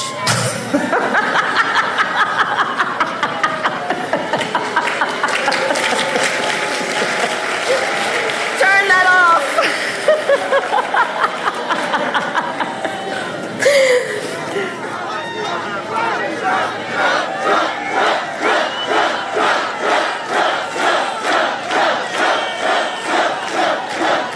That's not what you want. That's not what you want. Kamala and her group have seen what's happening to their campaign, and it's not going well for them. And they would like, just announced a little while ago as I was coming off the plane, they would like to do another debate. Although, good entertainment value. A lot of people say, oh, do it, it's great entertainment. I've already done two. One with Crooked Joe Biden at CNN, and the other one with Kamala on ABC. CNN was very fair, I thought. Joe was driven out of the race. It was a coup, by the way, but he was driven out of the race. And they've been widely criticized by the radical left lunatics for all of the fairness. They were very fair. In other words, they won't be fair again because they took a lot of abuse from the radical left. ABC was 3-on-1. But I was given credit for having done a very, very good job. I appreciate that. We did a great job. It was 3-on-1. The problem with another debate is that it's just too late. Voting has already started. She's had her chance to do it with Fox. You know, Fox invited us on, and I waited and waited, and They turned it down. But now she wants to do a debate right before the election with CNN because she's losing badly. You know, it's like a fighter. She sees the polls. She sees what's happening. She's losing badly. But it's like a fighter who goes into the ring and gets knocked out. The first thing he says is, I want a rematch. I want a rematch. And I won all of the primaries. Remember, she won none. She went into no primary. She got no votes. Biden, in all fairness, I'm no fan. But in all fairness to him, he got 14 million votes. She got none. She's done one debate. I've done two. It's too late to do another. I'd love to in many ways, but it's too late. The voting is cast. The voters are out there immediately. Is everybody voting? Please get out and vote. I would rather see one-day voting, paper ballots, voter ID, and proof of citizenship. And we have a nice, honest election. We have one state, you go forever. I mean, it's like for 2.5 months, and then they have the right to delay the count for weeks and weeks. The whole thing is crazy. We're going to get it changed. We got to get in. When we get in, we're going to get this craziness changed. Everyone knows that Kamala Harris cannot explain how she would make your life better because it's really her policies that have destroyed this country in the last 3 years. She was the border czar. Now she says she wasn't the border czar. It doesn't matter. She was in charge of the border, put there by sleepy Joe Biden. He wanted to go to the beach. She said, I don't have time. I got to go to the beach and sleep. Who the hell sleeps on camera? You have cameras watching. I don't want to ever fall asleep on live television. Kamala Harris cost your family $28,000 in higher prices. Last month alone, she lost, think of this, last month they lost, in this country, 438,000 full-time jobs. That's a government number, including 24,000 manufacturing jobs. That's last month. And the interest rates are lowered for political reasons, but they're also lowered because the country is not doing well. We would rather have you as president. Think of this. If you would rather have me as president or, okay, let's do this. Let's do a poll. You ready? Who wants Trump as president? I'm shocked. Is there anyone brave enough to raise your hand? Who wants Kamala as president? I'm looking for one brave soul. That would be very brave. Who would you rather have as your president? Radical liberal Kamala Harris, who created the worst economy in your life. That's the worst economy that we've ever had under them. Or the businessman who created the greatest economy in the history of our country and in the history of the world. We created the greatest. Kamala Harris is promising war on American energy. Oh, she's after energy. Oh, she's after it. You know what they did? She came in, they closed up all of the energy. The prices started going crazy, so Biden started screaming, get back to what Trump was doing. But as soon, if they won this election, the day after they win, your energy prices are going to double and triple. You know that. The largest tax hikes on families in American history is what they say, the largest small business tax hikes in American history, and the most crippling regulations in American history. All of this is shutting down power plants and banning gasoline-powered cars and trucks. Would anybody like to drive, on occasion, a beautiful gasoline-driven car? We want a gasoline-powered. Now, they do have a new one, hydrogen. The problem is it tends to blow up every once in a while, and you go many, many blocks in the air. You say, what happened with... So that's a little bit early. But we want new technology. We want hybrids. We want a lot of things. Under the Trump economic plan, we will cut your energy prices in half within, mark it down, and you can get very angry at me if we don't do it. Within 12 months, your energy prices will be cut in half. We have more liquid gold under our feet than anybody else. And we will rapidly defeat inflation. So inflation is a misnomer because the inflation's now getting stabilized because our country is doing badly. But the prices have been driven up here, and people can't afford the groceries. I told the story the other day. A woman, sort of elderly woman who was sad, goes up to the counter, register, puts 3 apples on, and then realizes she can't afford it, and she took 1 apple, brought it back into the refrigeration, came back, and she took 2 apples. That shouldn't be happening in this country. That shouldn't be happening. And by slashing inflation, we will cut interest rates and reduce the monthly cost of your typical mortgage by $1,000. $1,000 a month. Listen, so interest rates with me were at 2%. Interest rates with her and Joe, I got to add him. I don't know. Is he still the president? I'm trying to figure it out. You know, I hate to waste the time by saying and him, because I don't know. Is he the president? Because yesterday his wife took over the cabinet meeting, right? Said, I'm going to ask my wife to take it. Hasn't had a cabinet meeting like in 2 years. And yesterday they finally had it. And he said, I'm going to let Jill handle it. We will a lot of things are happening there. A lot of bad things are happening. We will massively cut taxes for workers. We will have no tax on tips.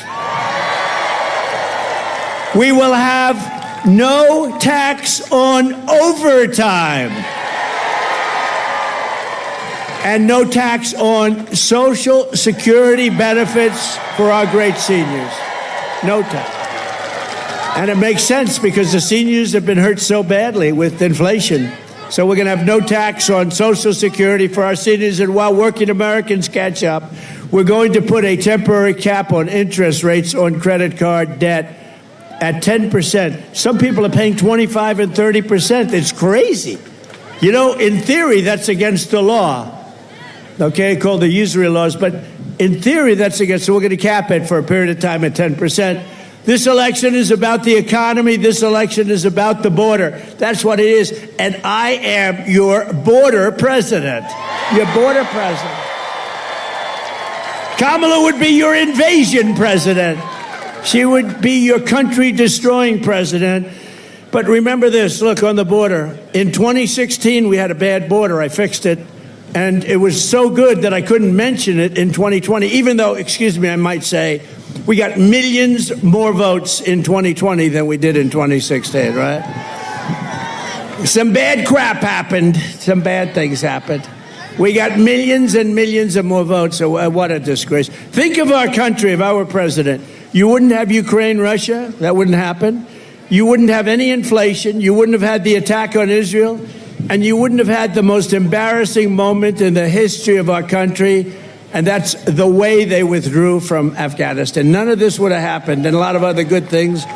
We would be energy independent. We were already energy independent. We were going to be energy dominant by now. More than Russia, more than anything. We have more than Russia. We have more than Saudi Arabia, more oil. We have more than anybody. I call it liquid gold. We have more liquid gold under our feet. And what do? We go to Venezuela to get oil, to get tar. They sell us tar that we refine in our country. In Houston, Texas, not a pretty sight. As border czar, Kamala Harris has allowed 21 million illegals to pour in from all over the world. They're coming from the prisons and the jails. They're coming from mental institutions and insane asylums. They're terrorists, and she's letting, literally at record levels, terrorists are pouring into our country. Did you see the chart? 4 years ago, we had 11 terrorists come in, and we got them, everyone. Now we have thousands of terrorists in our country, and the worst terrorists from the worst countries. Here in North Carolina, migrant crime is totally out of control, encouraged by sanctuary jurisdictions, sanctuary cities all across your state. In July, an illegal alien who border czar Harris released him, special order, into our country, was arrested for stalking a woman into a public bathroom in Charlotte and attempting to rape her and ultimately rape her and hurt her very badly.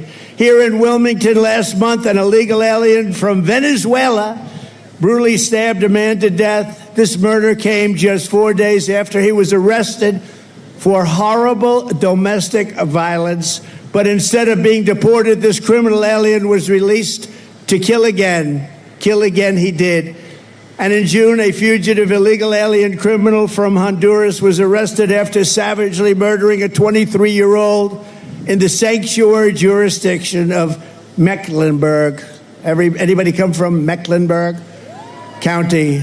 You read about it. That was a big one. That was a bad one. Nasty, nasty. Today, I'm announcing a new plan to end all sanctuary cities in North Carolina and all across our country. No more sanctuary cities. Uncle Sam, do you agree? Uncle Sam agrees. I had a feeling you would, right? You're great. As soon as I take office, we will immediately surge federal law enforcement to every city that is failing, which is a lot of them, to turn over criminal aliens, and we will hunt down, capture every single gang member, drug dealer, rapist, murderer, and migrant criminal that is being illegally harbored. Every one of the top 25 worst cities are Democrat-run cities. We will get them out of North Carolina, and we will send them home where they belong. I will ask Congress to pass a law outlawing sanctuary cities nationwide, and we will bring down the full weight of the federal government on any jurisdiction that refuses to cooperate with ICE and our these are great patriots, ICE and Border Patrol and our great Border Patrol.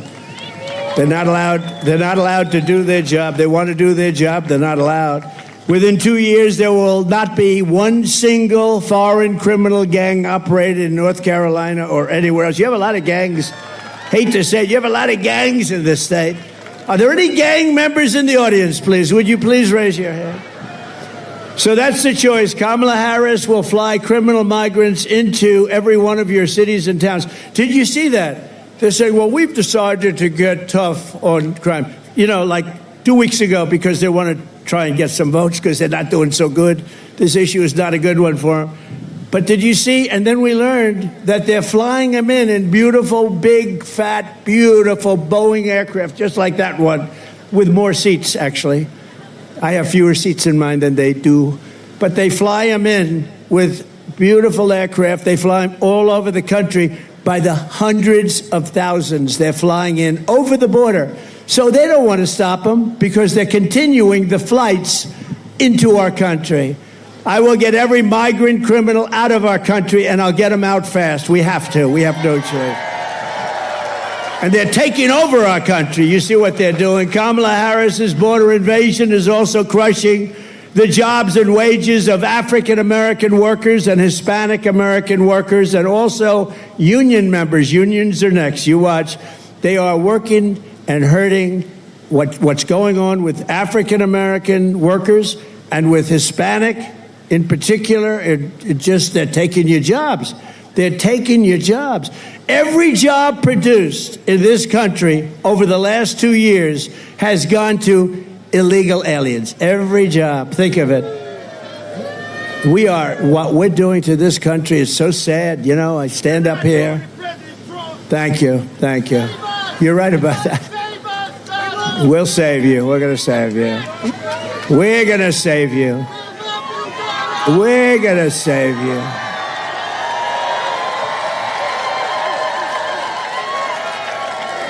Yeah, we're going to save you. But it is sad. Young guy, I don't know where the hell he is. There are a lot of people out here. But when he screams, you've got to save us, President Trump, that we need to scream like that, that you would think in this country that you even need something like that. It's very sad. But we're going to save you. We will. We did it once. We're going to do it again. And we're going to do it at a higher level. An even higher level. That's one of the big reasons why I just won the overwhelming endorsement of the rank-and-file membership of the Teamsters. They voted for Trump. They voted for Trump.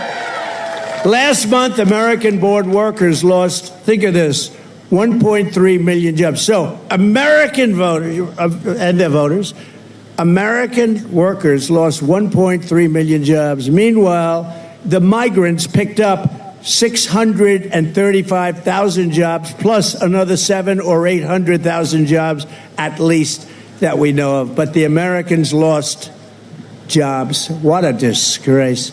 I don't even, you read some of this and you hear the facts. You find it hard to believe it could be happening, actually. Because, you know, the Republican Party has become a party of common sense. I call it the party of common sense. We're conservative. We're all of the same. But it's become a party. Where is the common sense? In open borders and high taxes and the job numbers that I just read to you. Even Federal Reserve Chair Jerome Powell said this week, quote, the influx across the borders has been one of the things that has allowed unemployment to rise, and rise substantially. To save your jobs, you must vote for Trump. Very simple. Very simple. So in the latest Rasmussen poll just out, thank you. Remember, I used to talk about the polls, right? I used to talk about the polls, and I forgot about it because I won the primaries by so much I didn't have to talk about them. But in the latest Rasmussen poll, you know what happened with Joe? We beat him by, I think, 21 points, and they said, you got to get out, you can't win, and he got out. So now I got a second race. This never happened. I went, think of it, spent $100 million on beating Joe, and we beat him. And he couldn't win, and they went to him and they said, you can't win, you're out. You're not supposed to say that to a president, but they said, Joe, you're out. Get out of here, Joe. And they took it over. He got 14 million votes, and she got none. And then they never thought she was going to get it, but it turned out that she got it because they wanted to be politically correct. She didn't get one vote. She didn't win one primary. She was the first one that quit the race when they had 22 candidates, where Biden won it. But in the latest Rasmussen poll against her, just came out, we're 8 points up. In the New York Times, Sienna Paul, can you believe New York Times? They can't be happy. We're 9 points up in the Midwest alone. In the Emerson poll, highly respected, we're 3 up in Georgia and leading Arizona by a lot, Wisconsin by a lot, and I think we're really doing well in Pennsylvania. That's what the word is. But remember, don't get too carried away. They cheat. That's what they do. They cheat. Too big to rig. We got to get out there. Everybody's got to vote. And in the American Greatness poll, we're beating Kamala by 3 here in a place called North Carolina. And one that's very exciting, a poll just came out where we're actually leading in the state of Virginia, which no Republican has won in a long time. But take nothing for granted. You have to get out and vote. You just have to get out and vote. We cannot accept it. What they do is, it's the only thing they do well. They cheat. Their policies are no good. Their government is no good. Their management is no good. But they cheat like nobody can cheat. We're pleased to be joined today by a senator that I'm very proud of, actually. He ran and won and beat somebody who was tough. And I recommended before that Laura run for that office, but Laura said, I have a beautiful family, a husband, and 2 the most beautiful kids. You're going to meet one of them in a minute. Because we happen to name her Carolina. So she said, you know, Dad, and we have a great gentleman named Ted Budd, a congressman, and he's fantastic. And so I said, Ted, you want to do it? I'm going to give you my endorsement. And I gave him the endorsement, and he has been a great senator. Ted Budd. Ted. Hi, Ted. He's done a fantastic job. Also, I was early with him, too. Dan Bishop, who is fantastic. Dan, you're looking good. You're looking good. Thank you, Dan. He's great. He's a warrior. David Rouser. David. We love David. And Anna Paulina Luna. I want to say it perfectly. Anna. She's so popular in Florida. I don't know. What's your next move? Just relax. But what's your next move? She is so popular, and she's a warrior. They're all warriors, that whole group. North Carolina Republican Party chairman, he's been incredible, Jason Simmons. You know Jason? Thank you, Jason. How are we doing? Are we okay? Okay, we got to be okay. We got to win. This is a very important state. We win this state, I think it's going to be over fast. And we've only won it. We've won it every time. So we're 5-0, including primaries. RNC chairman, so he was so good. And you know what he was good on? Stopping the cheating. Because when other places were winning, we're going to win 10 o'clock in the evening, then at 3:02, a lot of ballots came in. but they didn't come in here. He had 603 lawyers, and he was tough as hell. And I said, that's the guy I want to run the RNC with Laura. They're doing an unbelievable job. And by the way, Laura's here. Would you stand up? Laura and Eric. Laura and Eric. I call it a super couple. That's a super couple. Thank you, and you're doing a great job, Laura. And he's doing a great job. He's the most subpoenaed human being in the history of the United States. Every day he gets a subpoena from Congress, from a crooked DA, a crooked AG, Democrat areas only, but man, he's tough as hell. He was such a nice young man just a little while ago. Now he's become like a hardened, tough. I said, is that my beautiful Eric? But it is, and he's still beautiful, and he's smart, and he is tough, and he's handled it so well. Eric, stand up separately, come on. He is the most subpoenaed man in the history of our country. He got more subpoenas than the late, great Al Capone. Al Capone is like a baby compared to Eric. Thanks, Eric. Good. Great job, honey. Great job. And Robeson County Commissioner Michael, where's Michael Watley, by the way? Where are you? Where are you now? Stand up. We're counting on this guy. I didn't take him from any other state. I took him right from here. He was your party chairman. And it's true, though. You see about 11 o'clock, 12 o'clock, and then 3:02, you see these states that were easy wins. They sort of fell off because of COVID and lots of problems. But bottom line, they cheated, and they fell off. But you know a place that didn't fall off? North Carolina, and it was headed up by that man. So, Michael, you better win or you're never going to be able to come back here. If he doesn't win, he won't be at RNC, and he will no longer be in North Carolina. He'll be looking for a job. I think he's going to win, and that's what he's focused. I said, you know, we don't need votes. What we need is honesty in the election. If we have honesty, we have all the votes we need. And by the way, before I forget, I don't want to forget, you have about 30 of the most incredible women that follow me all over the place, and they're from North Carolina. Unbelievable. They follow me all over the country. They're from North Carolina. Isn't it nice? Isn't it nice to finally be here? You don't have to travel to California, Texas. They travel all over the place. They're great. They're great, and we love them, and they're beautiful. I don't get the husband. They're all happily married, right? I don't quite get it. And here's another one. Look at that. They didn't want to sit with you. They wanted a better location. That's the boss.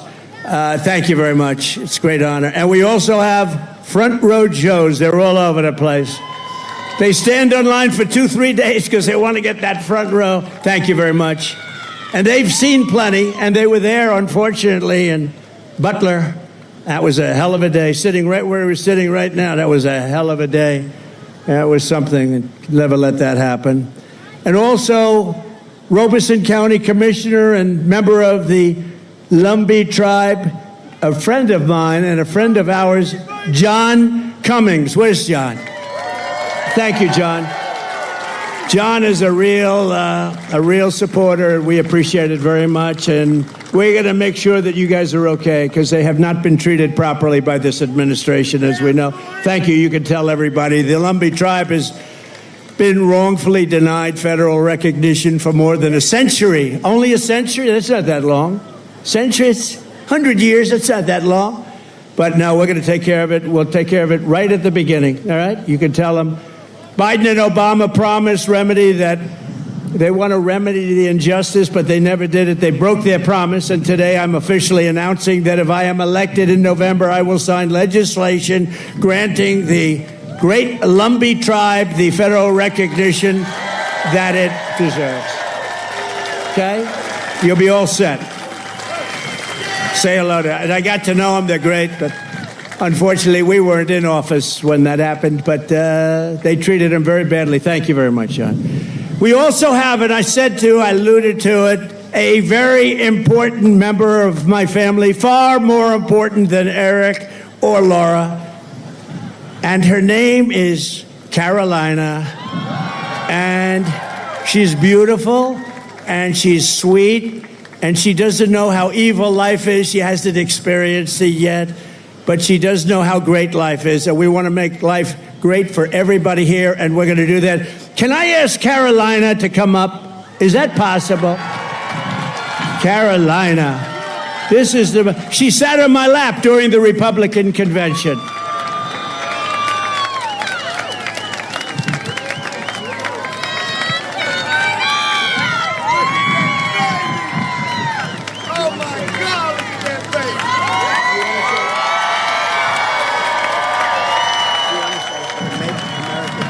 Go ahead, you shout it. Make American great again.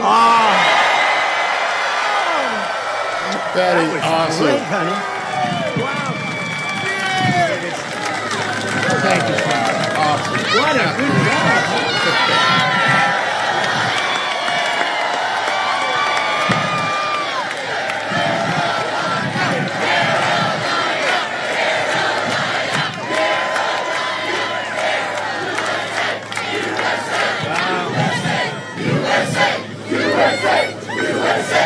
I can see the new senator when Ted someday, he's going to say, sir, I've had it. I can't do it any longer. He's going to resign or leave, and we're going to have Carolina get in there and run. Anyway, would anybody like to meet Luke, her brother? Luke, come on up.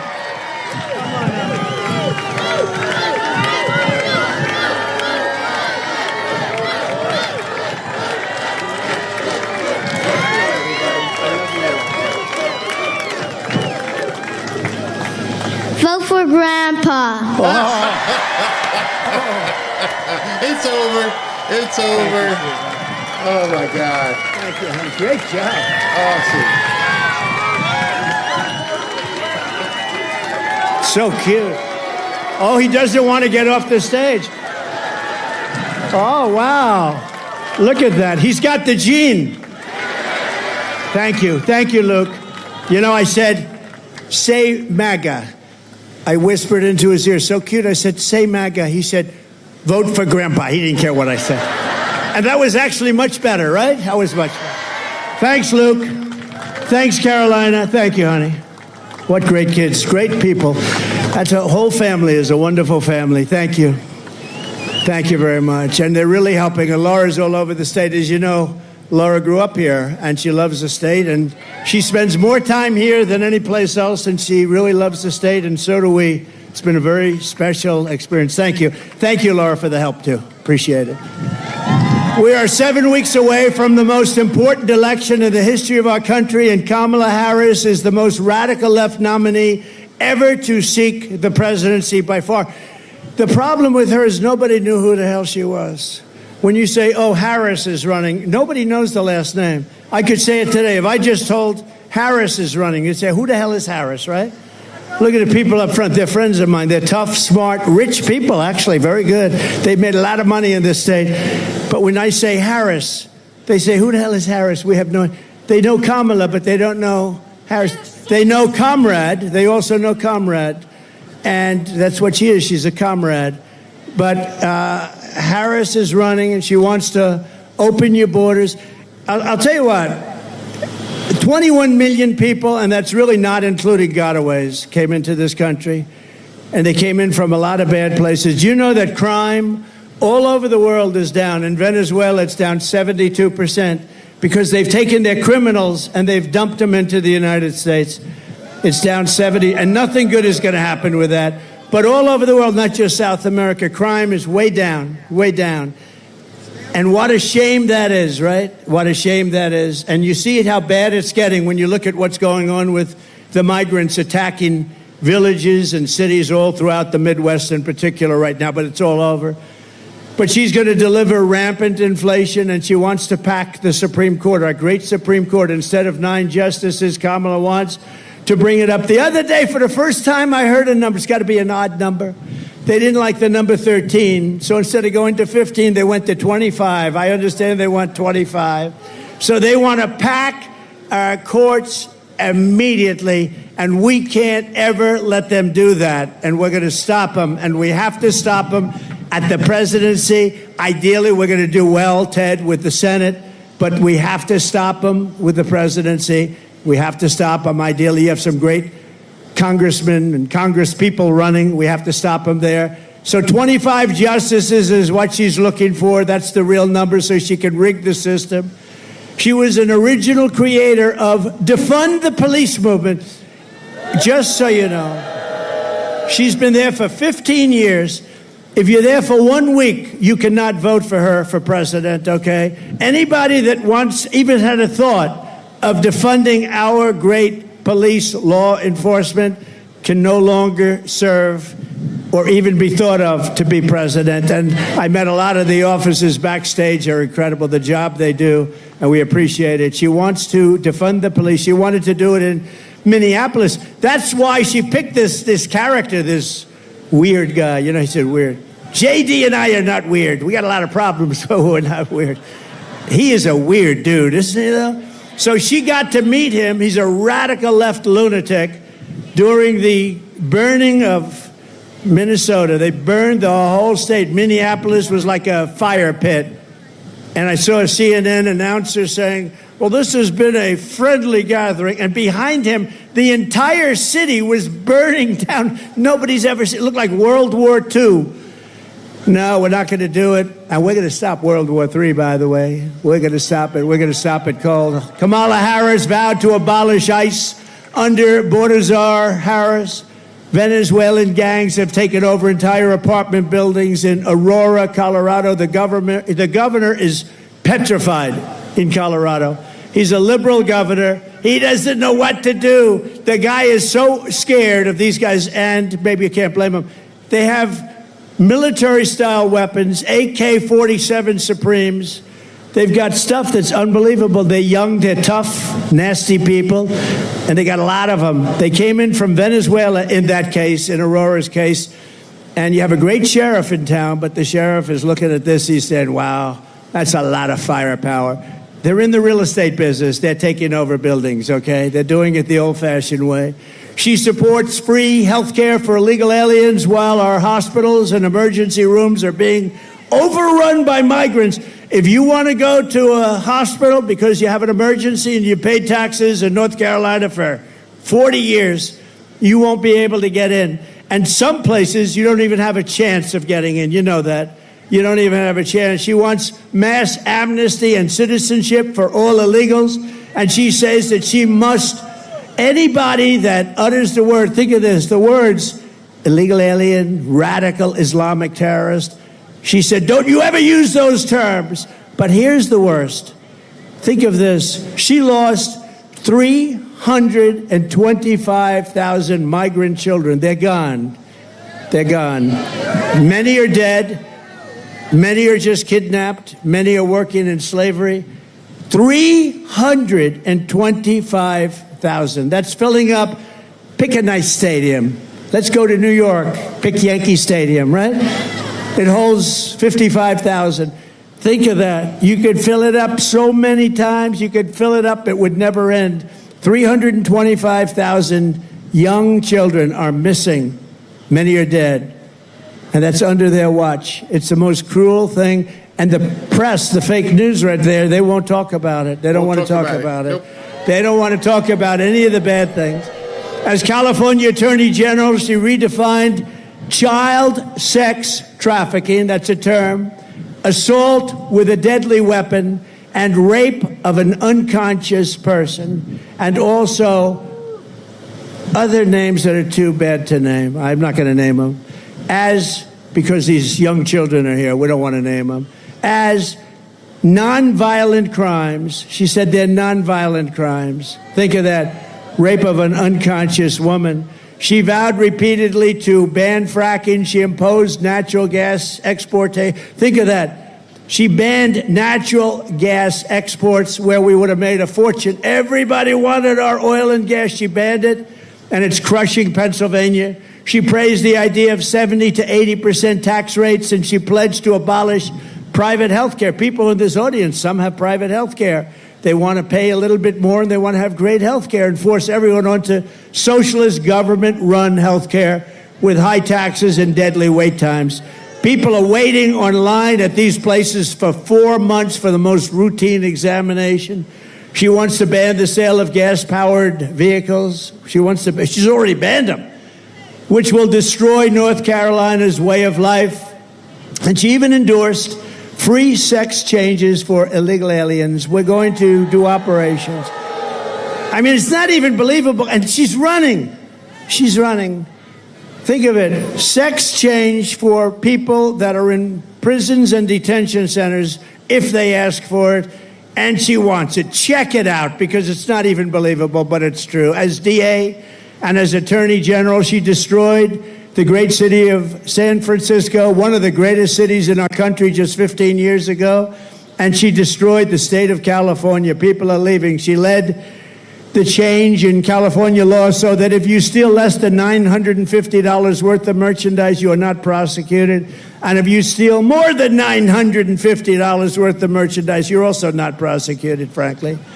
You see these criminals going into store. They go into a store with a calculator. Let's see, that's $10, $12. They want to keep it under $950. Can you imagine being able to steal $1,000 worth of stuff and you're not going to be prosecuted? She even lied to the American people about Joe Biden's cognitive abilities. A great disservice to the American people. It's a great, think of it. We had a man who was cognitively impaired dealing with Russia, China, Kim Jong-un of North Korea, nuclear weapons all over the place. All of these countries. And she said, no, I found them to be fine. She didn't find them to be fine. She lied. She lied about McDonald's. She said she worked in McDonald's. She said she worked in McDonald's. Oh, she worked over the French fries. It was so hot. The heat, it was so hot. She'd burn her hand every once in a while on the grease. Oh, McDonald's. It was a lie. She never worked at McDonald's. And the fake news doesn't want to mention it. They had a big thing about her job at McDonald's, and they went there, and the manager's been there a long time. Other people have been there a long time, say, no, she never worked here. Never worked here. She lied.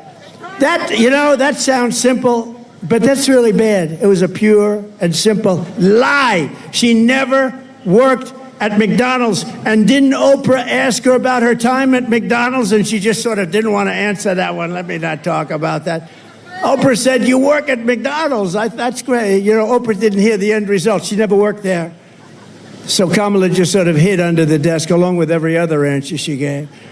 That's why less than 2 months from now, we are going to tell her that we've had enough, Kamala. We can't take it anymore. Kamala, you're the worst vice president in history. Kamala, you're fired. Get out of here. Get the hell out of here. You're fired. Get out of here. So let's talk about our great women, all right? Because women have gone through a lot. They've gone through a lot. Women are poorer than they were 4 years ago, are less healthy than they were 4 years ago, are less safe on the streets than they were 4 years ago, are paying much higher prices for groceries and everything else than they were 4 years ago, are more stressed and depressed and unhappy than they were 4 years ago, and are less optimistic and confident in the future than they were just 4 years ago. I will fix all of that, women. I will fix all of that, and I will fix it fast. And at long last, this national nightmare that we're going through will be over. Women will be happy, healthy, confident, and free. You will no longer be thinking about abortion, because it is now where it always had to be, with the states and with the vote of the people. The people are now voting, and many of those votes are far more liberal than we thought.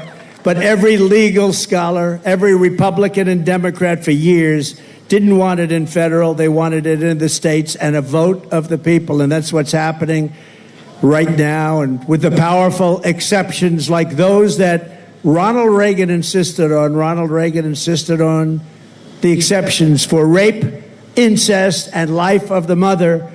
but not allowing for Democrat-demanded late-term abortion in the 7th, 8th, and 9th month, or even execution of a baby after birth, which is what they want.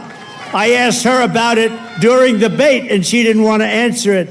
I said, are you willing to have an abortion on a woman in the 9th month? And she didn't want to answer. The answer is yes. And think of it, even after birth. It's called execution. I will protect women at a level never seen before. They will finally be healthy, hopeful, safe, and secure. Their lives will be happy, beautiful, and their lives will be great again. So women, we love you. We're going to take care of you. Thank you. We're going to take care of you. It's where they've always wanted it. Everybody, every legal scholar in the country, that's where they wanted it. From the moment we take back the White House from Kamala Harris, I believe we're going to have the 4 greatest years in the history of our country. Starting on day 1, I will seal the border and stop this horrible migrant invasion that is destroying our country. We will carry out the largest deportation operation of criminals in American history. We will end inflation and make America affordable again, and we will get your energy bills cut in half within 12 months.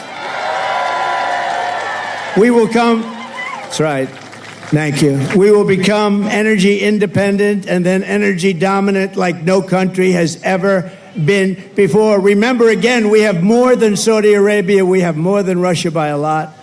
We will open ANWR because, you know, ANWR, a lot of you know what ANWR is, the biggest site maybe in the world in Alaska. It took years, decades. Nobody could get it approved. Ronald Reagan failed. Everybody failed. I got it approved. In the first week, they closed it. The most dominant, the biggest, probably the biggest oil site anywhere in the world. We'll get it open very quickly, and we'll start producing tremendous amounts of oil and energy. We will stop the outsourcing and turn the United States into a manufacturing superpower. That includes automobiles, by the way. Other countries that make us pay a tax or a tariff to do business with them will be charged the same tax or tariff when they send their product into the United States. It will be called the Trump Reciprocal Trade Act. It basically says that if China or any other country charges us 100 or 200% tax or tariff, then we will charge them a 100 or 200% tax or tariff in return. That message is very simple.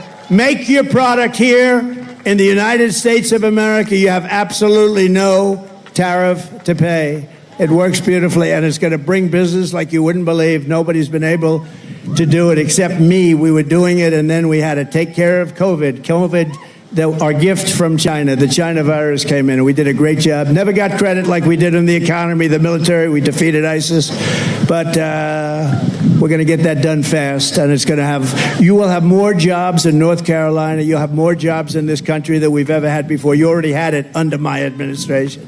My plan is that if you open your factory in North Carolina, Pennsylvania, Wisconsin, Michigan, or anywhere else in the U.S., you don't have to pay a tariff, but you move your production outside of the United States. You do it like they're doing it right now. Mexico is going to try and take over our car industry. Not if I were in there, but they did this during the last 4 years. Some of the biggest automobile manufacturing plants in the world are being built right now in Mexico as we sit here and listen. And we're not going to let it happen. They're not going to make millions of cars and send them they're going to pay a 200% tariff, which means they're not going to be able to send their cars in here. It'll be a big waste of money. I will not let Mexico, China, or any other country sell cars into the United States to the detriment of our auto workers. And that goes for Detroit. Detroit will be wiped out within 2 years. You watch. If I lose this election, 2 things you won't have. You won't have auto workers in this country, and Israel will be totally demolished. If I don't make it, if she runs it, Israel will be gone, and you won't have auto workers. The auto workers will be gone because all the electric cars are going to be made in China. I will end the insane electric vehicle mandate. And by the way, I love electric cars. And I have such respect for Elon. We love Elon, right? And he endorsed me. And what he makes is great. It's a great product. But he understands it's not going to be 100% of the cars. He's got a great product. You want people, if they want a gasoline-powered car, if they want a hybrid, they can have whatever they want. Maybe not hydrogen yet, as I said. This gets a little bit tricky. But they can have what they want. They can have electric. But that's the way it should be. It's got a strong market. It's got a great market, but it's not a market for everyone. We're going to have gasoline-powered cars because they go far, they're less expensive, and they take care of a lot of needs. When you drive up to Washington, D.C., or down to Washington, D.C., from wherever you are in the country, I want you're going to see, number one, a safe capital, a beautiful capital with no graffiti, with beautiful roads, with everything done. It looks like hell right now. It looks like hell. But you're going to be able to make it on a tank of gas, not 5 stops. You know, in the Midwest, they built 8 electric chargers. That's like a gasoline pump with electricity in it. They spent $9 billion under Biden for 8 chargers. No, we're not going to do that. We're going to make our auto manufacturing business stronger than it ever has been. We are going to bring back the manufacturing of automobiles. It affects you too, because you do certain aspects of it. But Michigan and, frankly, your sister, your brother, South Carolina. Do we love South Carolina? I think so. I think so. But they do a lot of car manufacturing, and they're going to be a big beneficiary of what we're doing. We're going to make cars the way we had it 40 or 50 years ago. We were dominant. We're going to be dominant again. They all want our market, but they don't want to make them here. They're going to all make them here. I will also protect Social Security and Medicare with no cuts. They will not do it. They're putting migrants into the Social Security system. They're putting migrants into your Medicare system, and they're destroying it. We are going to take care of it. She will let illegal aliens plunder the benefits our seniors rely on and our seniors deserve, leaving North Carolina seniors in poverty and desperation. Remember, Trump was right about everything. They have a hat. It says, he's laughing, it's true. Trump was right about everything. Everything. They will destroy your Social Security, and I won't let them do it. Vote Trump for no taxpayer, think of it, no taxpayer benefits for illegal aliens. We can't do that. This is one of the reasons that they're coming in. They hear they're going to get all sorts of welfare benefits. They're taking over your schools. They're taking over your hospitals. Of course they're coming in. When they learn that that's not going to happen, they won't be coming any longer. I will stop the drugs and fentanyl pouring into the United States at levels never seen before, killing our kids and killing our families. It's killed over 320,000 children this year. Can you imagine that? Or Americans. And it's not even, if you had a war, you wouldn't lose that many people. 325,000 people killed by drugs that pour in through our southern border. And by the way, 4 years ago, we had the strongest border in the history of our country. Now we have the worst border in the history of the world. And she was the one that ran it.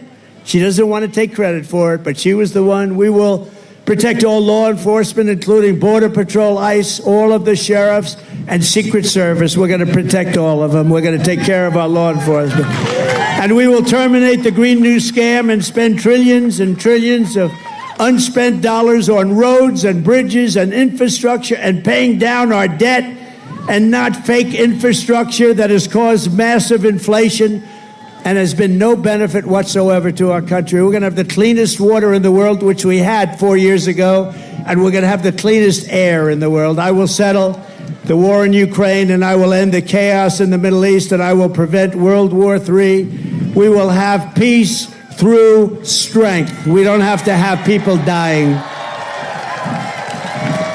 We will lead the world in space. Remember, I did Space Force. I did that. I rebuilt the military. I did a lot. But we have Space Force, first time in 79 years, since Air Force. First time, think of it, Space Force, and now we're leading in space over Russia and China. They were killing us when I took over, and now we're leading. But military, we're going to reach, and it's my plan. I'll talk to Elon. Elon, get those rocket ships going, because we want to reach Mars before the end of my term. We want to do it.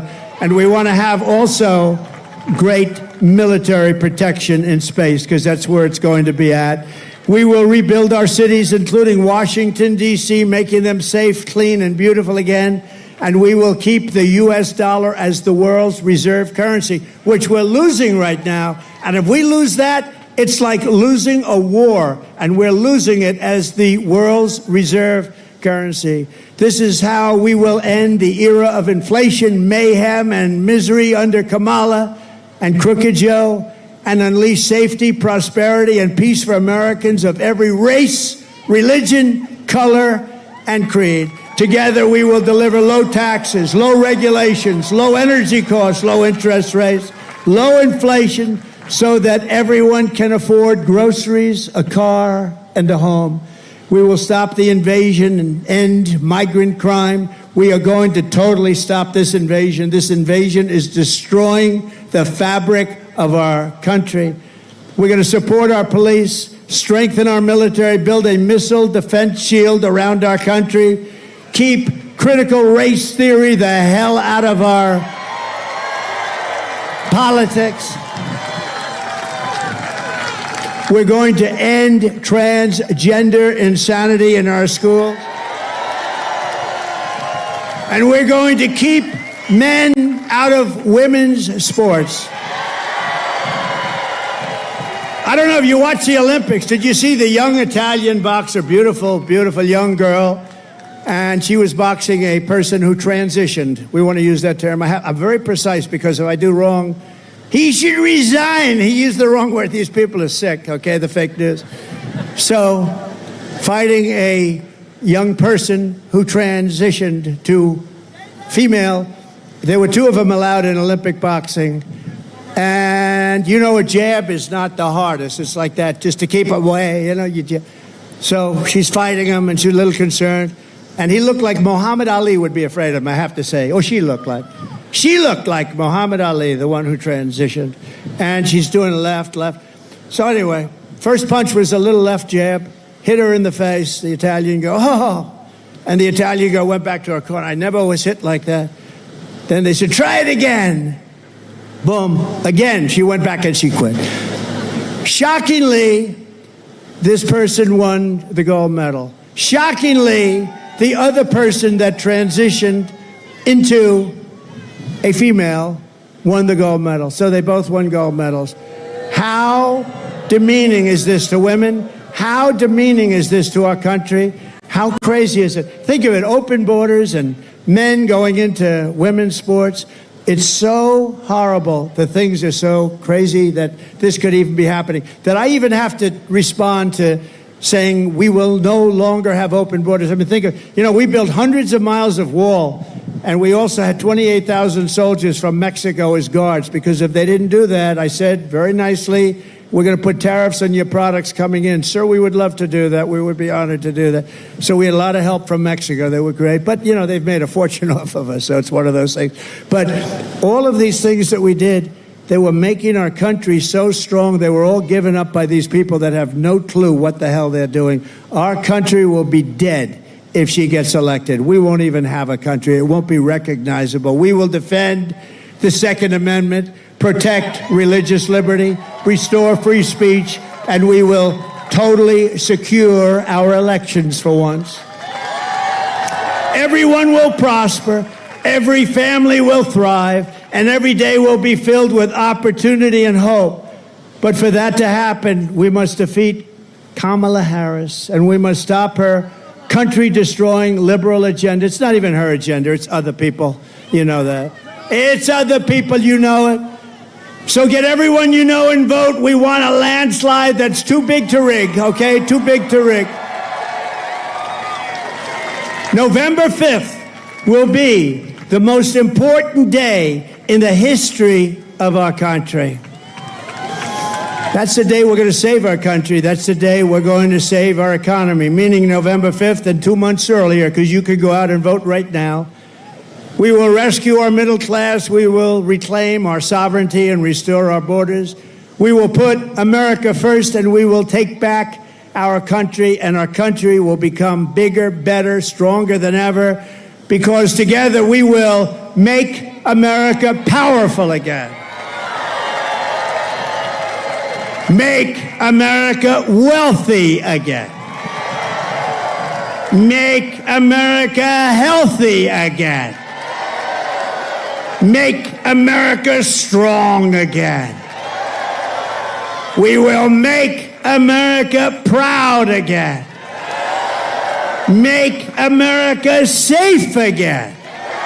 We will make America free again. And we will make America great again. Thank you very much. Thank you, North Carolina. Go out and vote. God bless you. God bless you. Thank you very much. All right, so he didn't go with Nessun Dorma. It looks like he's playing the Village People. I'm having to watch right now because Robin's going to film me tomorrow, so I got to get the dance down right. Come on, show me. Okay, there it is. There it is. I'm learning it. I got it. I got it. And I'll be able to do it tomorrow. Yeah, okay, I got this. I got the red hat. I'm ready. I have a white shirt, and I think I have a blue blazer I can put on. But he's putting in new steps in today, so dude, you're screwing me up with the new steps. So it's 3:40. Looks like he talked for. I mean, he was on. Oh wait a minute, he's doing it again. I gotta learn it. There we go. Just gotta watch it and understand. Looks like he talked for over an hour and a half today. God bless this man. And whew, he brought up his grandkids, his grandson and granddaughter out there today. Simply amazing. Guess it shows you what kind of confidence he has in the security behind that bulletproof glass, because he brought up his little granddaughter and held her in his arms. And then he brought up his grandson and held him in his arms. How touching was that to me? I mean, I'm not trying to be a drama queen with it, but the dude brought up his family and let everybody see his grandkids. It's amazing. Amazing. Kamala can't do that. She's a cat lady. Cat lady, I mean, what's she, 54, 55, and she's got no kids. And his kid, her husband's kid, she kind of wacky. So we're watching him come off stage, hoping everything gets safe here, get into the truck, and then head back to the jet. I mean, he's changing up his steps. I don't know how this guy danced like that. Imagine he's been in New York forever. He was in the midst of basically the disco culture. He probably hung out at Studio 54 in the day, back in the day when disco was big and stuff. Probably got invited to some of the best parties ever. Not a Diddy party though, but he probably went to some of the best parties ever. And that's what you learned how to do, bro. That's the dance you came up with. Just waiting to see him get in the truck. I want to make sure he gets in there safely. Man, everything this man does, we all sit on the edge. Just sit on the edge waiting for something to happen. Get off the stage. Talk to him when he gets in the truck. You don't need to stop him there. Keep going. Get in the car. Now where are you going? No, he's not getting in the car. He's like, F it. I'm going to walk. You guys got to see this. He decided he didn't get in the truck. He just decided, wait, hold on. All right, so he didn't get in the truck. He told the guys, shove it. I'm walking. They must be freaking out like, wait a second. You were supposed to get into the truck, dude, and he didn't get into the truck, and they cut it. Let me see if I can get to the other feed, if the other feed has him walking, because they stopped theirs. Nope, that's it. But you're like, no, I'm going to walk. I'm going to talk to the people. These are my people. I'm not scared. You're not scaring me. You're not terrifying me. Nope, ain't going to happen. I'm walking to the plane. That's my plane. I'm getting on it. You're not going to, I don't need to be ushered 100 yards. I'm a grown-ass man. Do your job. Make sure I'm safe. I'm not going to play this game of hiding and getting down. I had my grandkids up there in front of everybody. So, great rally. Somebody had mentioned in the text earlier, in the chat, that his rallies seem to be getting better. I think having that day in between rallies, he gets to rest, gets freshened up. And I think at this point, like any athlete, it's closing time. These next 40 days are so important. Get the rest, boom, come out, be on fire. You got to close it now. Close the deal. Let people know what you're going to do. We're going to be here, obviously, we're going to have a rally on Monday. Monday, he's going to be, where is he Monday? Probably Pennsylvania. Let me check my chart here. On Monday, Trump will be in Indiana, Pennsylvania, and we'll be going live at 6:30 to do that rally. And of course, we'll have some videos in between and see what's going on around the country. Poll. I want to say something about the poll. The poll came up. We had, thank you very much, 4,488 votes. Nearly 4,500 people voted in this poll. Interesting. Will you be a first-time voter in this election? 15% of the people said this is the first time that they voted in an election. First time. 15%. The other one was, no, I voted before, but not in a while. 16%. So nearly 31% of the people in this chat, is it scientific? It's still more than what most of these pollsters poll. 31% of the people here have never voted or haven't voted in a while. So it's pretty much the same, meaning, no, they haven't voted. That's 31% that the media isn't counting on. That's 31% that none of these pollsters are even able to reach. That's not counting the Amish in Pennsylvania, which may be upwards of 150,000 people. What you're seeing happen is a surge that they don't even have the ability to account for at this point. That's massive. When you think about it, that's absolutely massive. Talk about too big to rig, excuse me. That indeed is too big to rig. Imagine preparing for dinner and you invited a few friends over to watch football tomorrow. And you've invited, 10 people. It's the people you expect that are going to show up. And instead of just 10, maybe 15, 14 show up. What's that do for your recipes and how you're stocked for food? And a much bigger number, that's what's going to happen with this election. If this kind of stuff holds true, if there's 15 to 30% of the population who've never voted before or haven't voted in a while are saying, nope, I'm crawling over glass, I'm doing whatever I need to do, this witch is not going to take over my country. They would have to be able to get a whole lot of these newcomers to be able to vote to overcome that. Don't think they can. I don't really think that they can get that much of a cheat put in place. It's too late. If you're flying these people over, they're going to try and flood the zone, do whatever they can. Maybe in Arizona, like I said, they got 98,000, and the governor out there who won't mind playing games. But you just got to bring everybody. So I got a text. I got a text. Not a text, chat. Ashley texted me, SB, a couple of the mods texted me, SB and Ashley.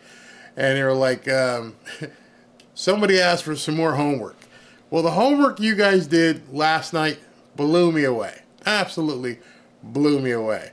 I spent about 15 minutes telling people rudimentarily how to use Twitter. And it came from something somebody said, and they're like, the media's not doing. What are we going to do with, if the media doesn't cover this? I'm like, you do it. You cover it. You talk about it. You got a voice. You got fingers. You got a cell phone. You got a computer. You are the media. And it went so well last night. It blew me away. It went so well, I showed people how to use the hashtag fanfare. Fanfare was trending on Twitter/X yesterday. It was trending. If you don't know what trending means, it means one of the most talked about things on the platform. We actually were trending. And it was something about what Laura Loomer had said, and I put it up there, and people were talking about the Laura Loomer thing. And then I've noticed today, more people are still putting hashtag fanfare. Perfect, because I can look it up. Let me even show you. Okay, so this is what blew me away. I'm gonna show you this right quick here, and this is just regular people, regular Joes, you and me. If I put in the search here, and I put in hashtag fanfare, and I hit the button, that's me. I just posted that during this rally, and boom, 97 people saw it, 25 reposted, retweeted it. That was another one I put up, and then you're starting to see all the people who participated here. Beetle Z, fanfare. Good look, Barry. Laura Loomer is here. Fanfare. Now that's a Trump fan. Laura is always doing the best reporting. Fanfare. Great reporting, Laura Loomer. Fanfare. Jody Osborne. Fantastic job, Laura. Fanfare. That little experiment proved to everybody at that point, you are the media. I mean, I got a little chills with it, because what was really interesting, and I want you, let me go back here for a second.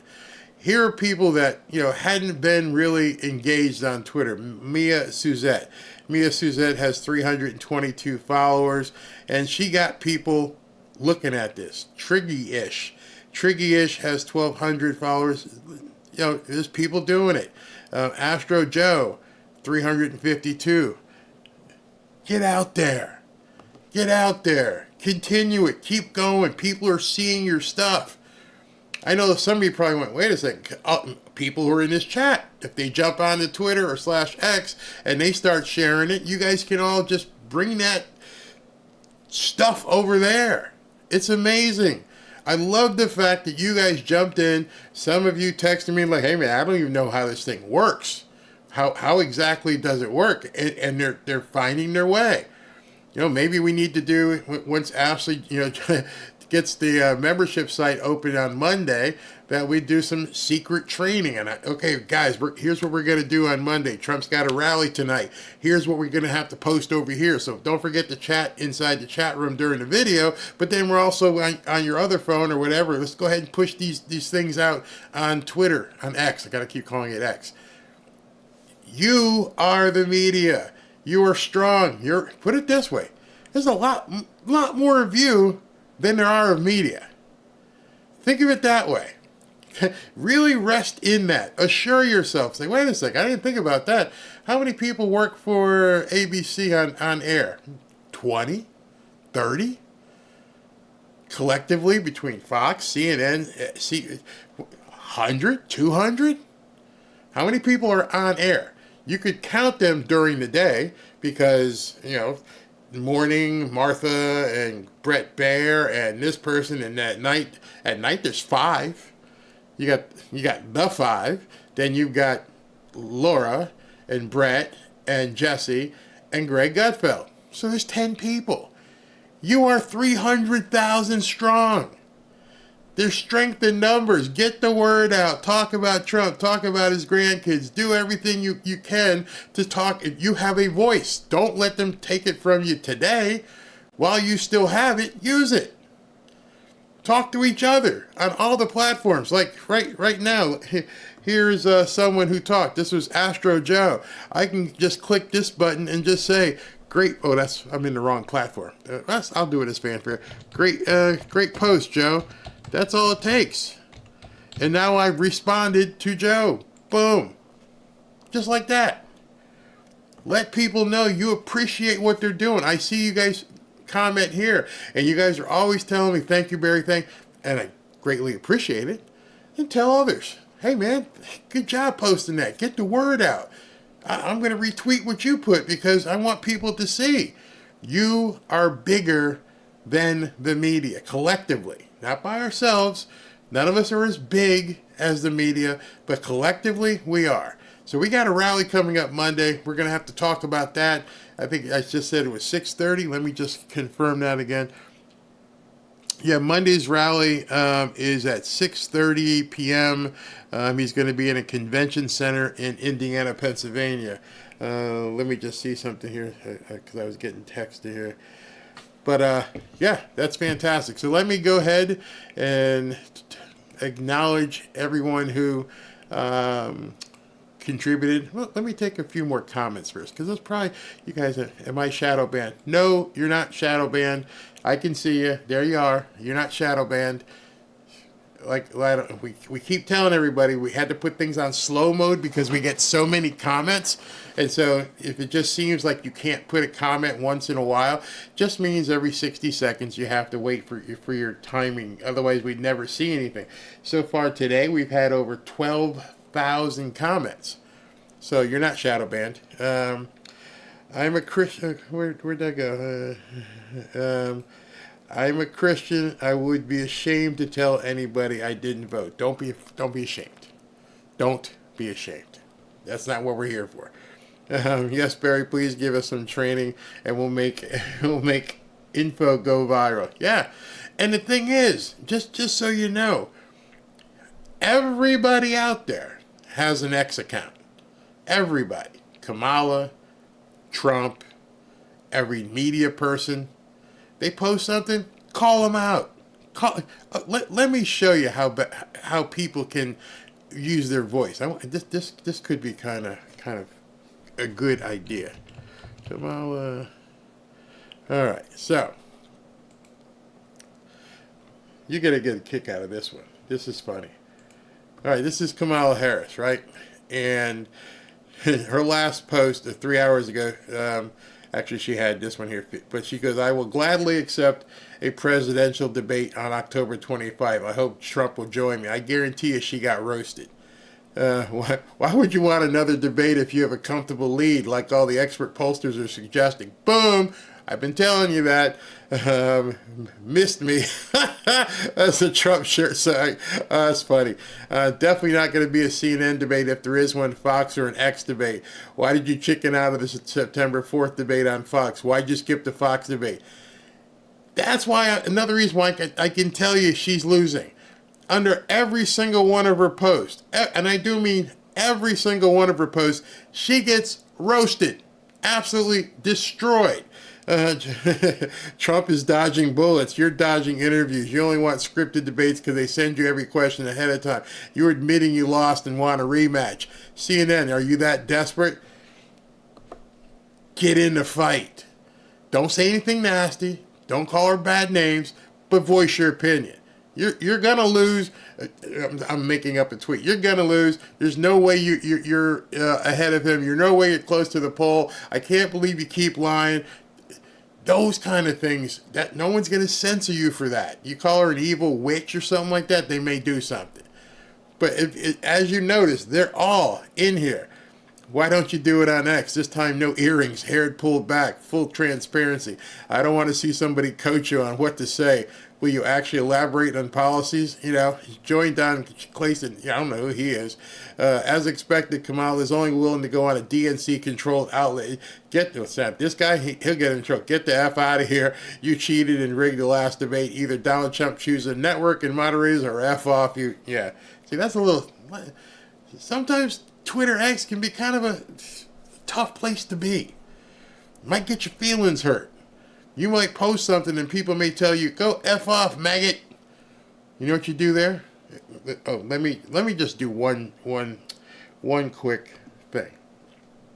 All right, so let's say you're one of Kamala Harris's supporters and you see this guy saying, "Get the F out." So let's say you posted something today and they said, "Hey, Fred, you're a effing whatever." And you're like, "I don't want to hear that people screaming at me." Well, all you got to do is hit that button right there, and then, look, can you see that? Block. If you block that person, you'll never hear from them ever again. So if somebody calls and said your wife is a goat, click the button, you block. Or if you're someone you want to hear from, but this one thing wasn't that good, you can click mute. And then, you know, you didn't block them, but you're never going to see it. I can go over all that on a session. You know, we can, but you got 40 days. Get in the game. I talked it yesterday. It worked. You guys were phenomenal, and just love that people got in there. Poor Diddy can't handle jail. He wants his caviar. We need to do what the Dems are doing. You mean fight? I mean, I'll never cheat. I'll never reduce myself to doing what they're doing, but I'm all about getting in the mud, rolling around with it, and hitting back. I'm down with that. Okay, let's do it. Those Democrat supporters look like zombies. Yeah, exactly. And having been on before when it was Twitter and having to deal with Jack Dorsey and having getting suspended, my wife got booted, it was different. If you said something like that guy said, F off Kamala, you would disappear. Pfft, gone. They would just, they wouldn't block you. They would kick you off the platform. Now, every time she puts something up, she gets blasted. That's why I told you last night that they need to take him down. Because now you can visibly see, well, hey, listen, where are your supporters? Where are all the people that are at the meeting and on the Zoom call? Because you're getting roasted. Absolutely roasted. You can go on any one of her posts and you can go deep. And you're like, whew, man, the Trump supporters are letting her have it. And then you got to scroll to see maybe somebody came in and supported her. It's very, very, very crazy. What about another prayer night? Yep, I couldn't do prayer night last week because he had a rally, but I'm going to check his schedule, and if we have a Thursday, we will do it. What was that one? Okay. Barry, the enthusiasm level is going ludicrous speed. Yeah. It's time. It's game time. For the last year, we've all been working to this point. It's gotten to the point on my channel here, you know, I've got some great mods that are working. Ashley, my daughter, is now, you know, knee deep. Robin's going to be involved. Get your team together. And you'll find the more you get involved, the more you get off the bench. Like Trump yelled, fat guy Harry, start doing something. He made the call, which made me want to make the call and say, do something. No, you know what? Be passive on November 6th. That's all I'm telling you. Between now and November 5th, get in the game. Start it. Start talking. Engage with people. If there's anything that you need to know, it's the fact that, you know, there were, wow, how many people? Let me just see this again. 5,100 people have now taken that poll. And again, still, and you all can see it. I didn't take it down. It's right there up in the top right corner. And so we've got 31% of people. Those people need to be encouraged. These are people who haven't yet got in the game. Like, okay, I'm ready to get off the bench. You got people 60, 70, 80 going, I'm ready. What do I need to do?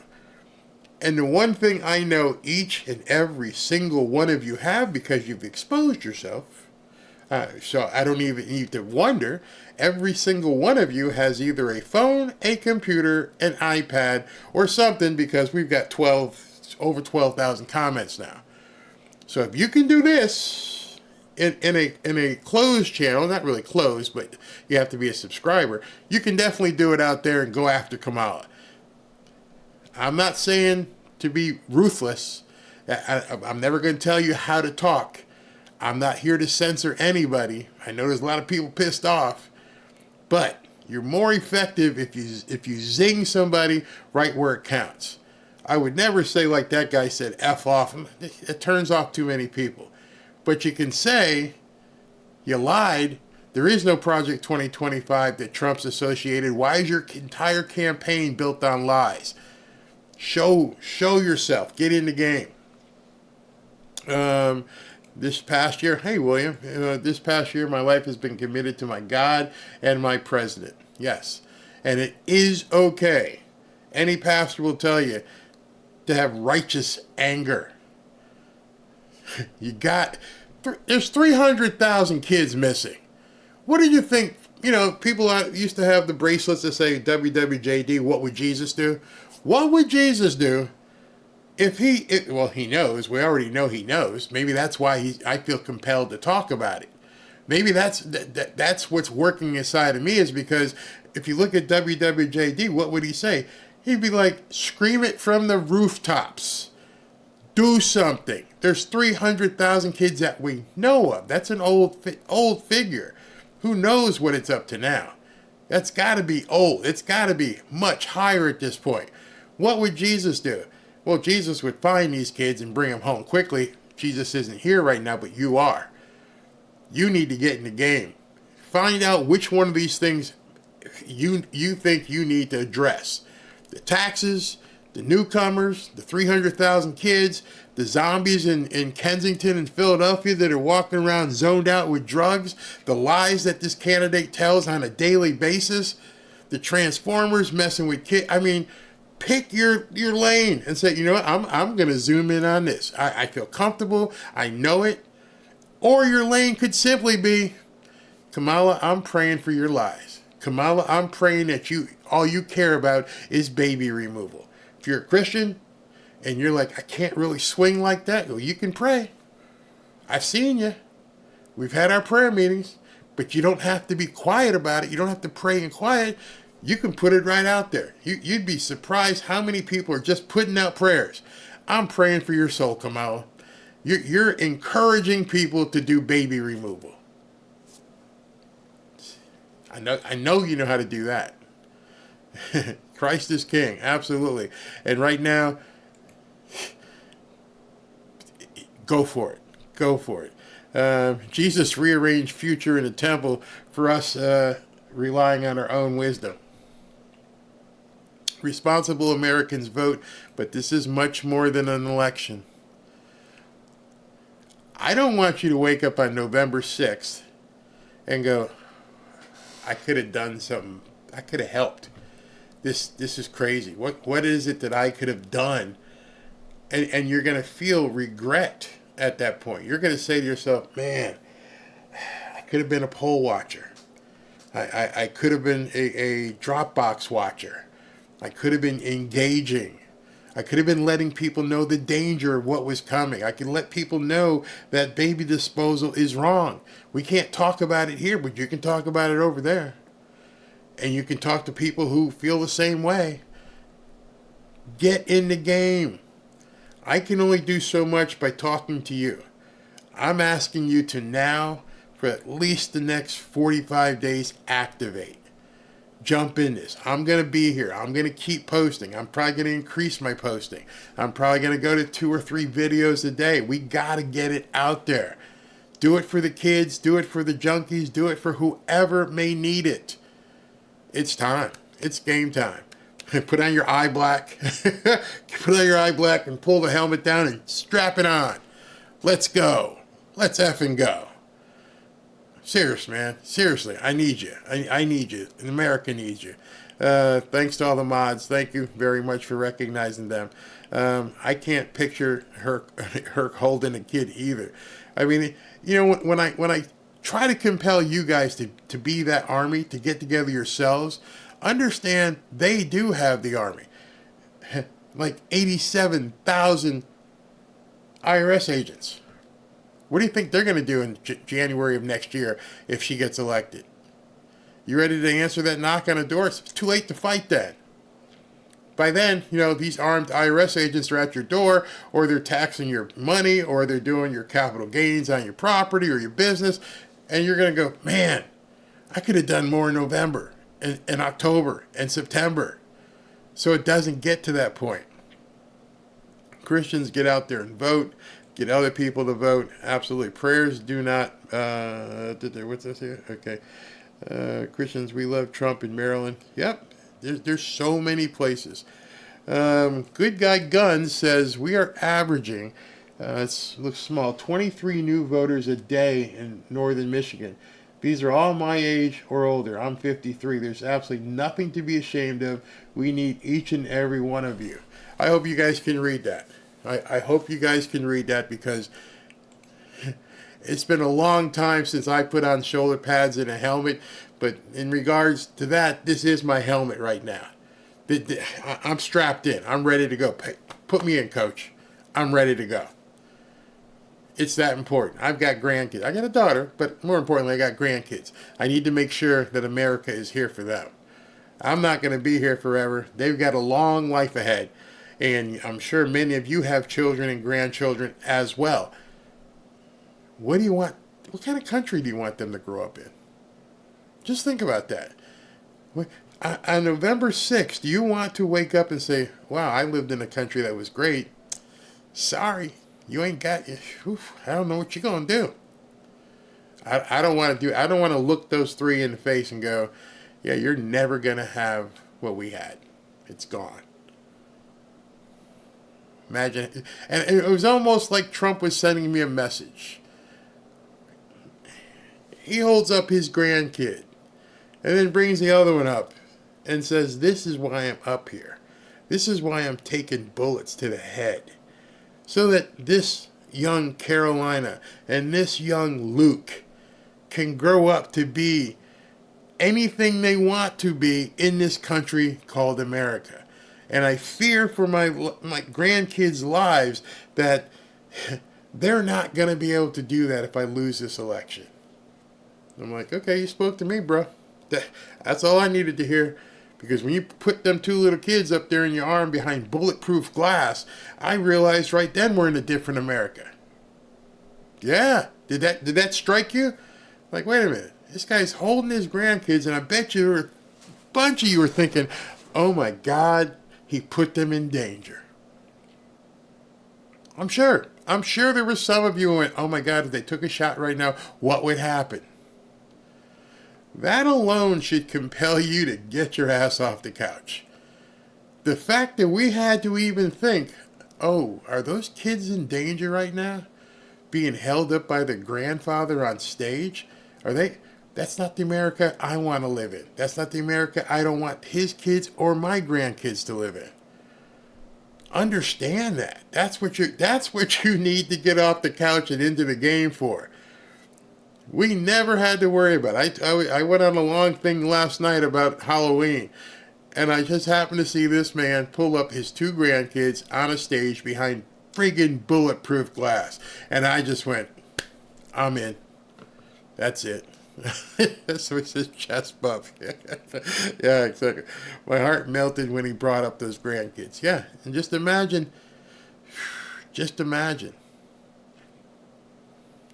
It's crazy. I'm voting red down the ballot. Exactly. It has appeared like they placed the newcomers strategically. We love Trump. What happened here? Are we? The loony. The loony left is with the. Yeah, they were hoping for it. I'm sure. They're trying very hard to come for our kids. I don't want to go prison, but what? that won't end well at all. Man, absolutely. All right. What's Eric Tate says here? Enoch, friend of all of us, must be working together right now. We got to work together. Barry, you're making a difference. I hope so. I really hope so. I see what's happening in America. And it's funny, when you're younger and you do stupid stuff and you're like, you don't really care and you're just living your life, as they say, you're living my best life. I'm living my best life. I don't care who gets hurt. I don't care what happens as long as I get mine. And then as you get older, you're like, how'd that work out for you? You gained some life experience, but is it something you're actually proud of? And I went, no. And none of it mattered. And now I said I had a chance to do something that matters. Get in the game. Get in the game. Texas for Trump. Yeah. All right. So, wait a minute. There's one more I want to take. I'm 63.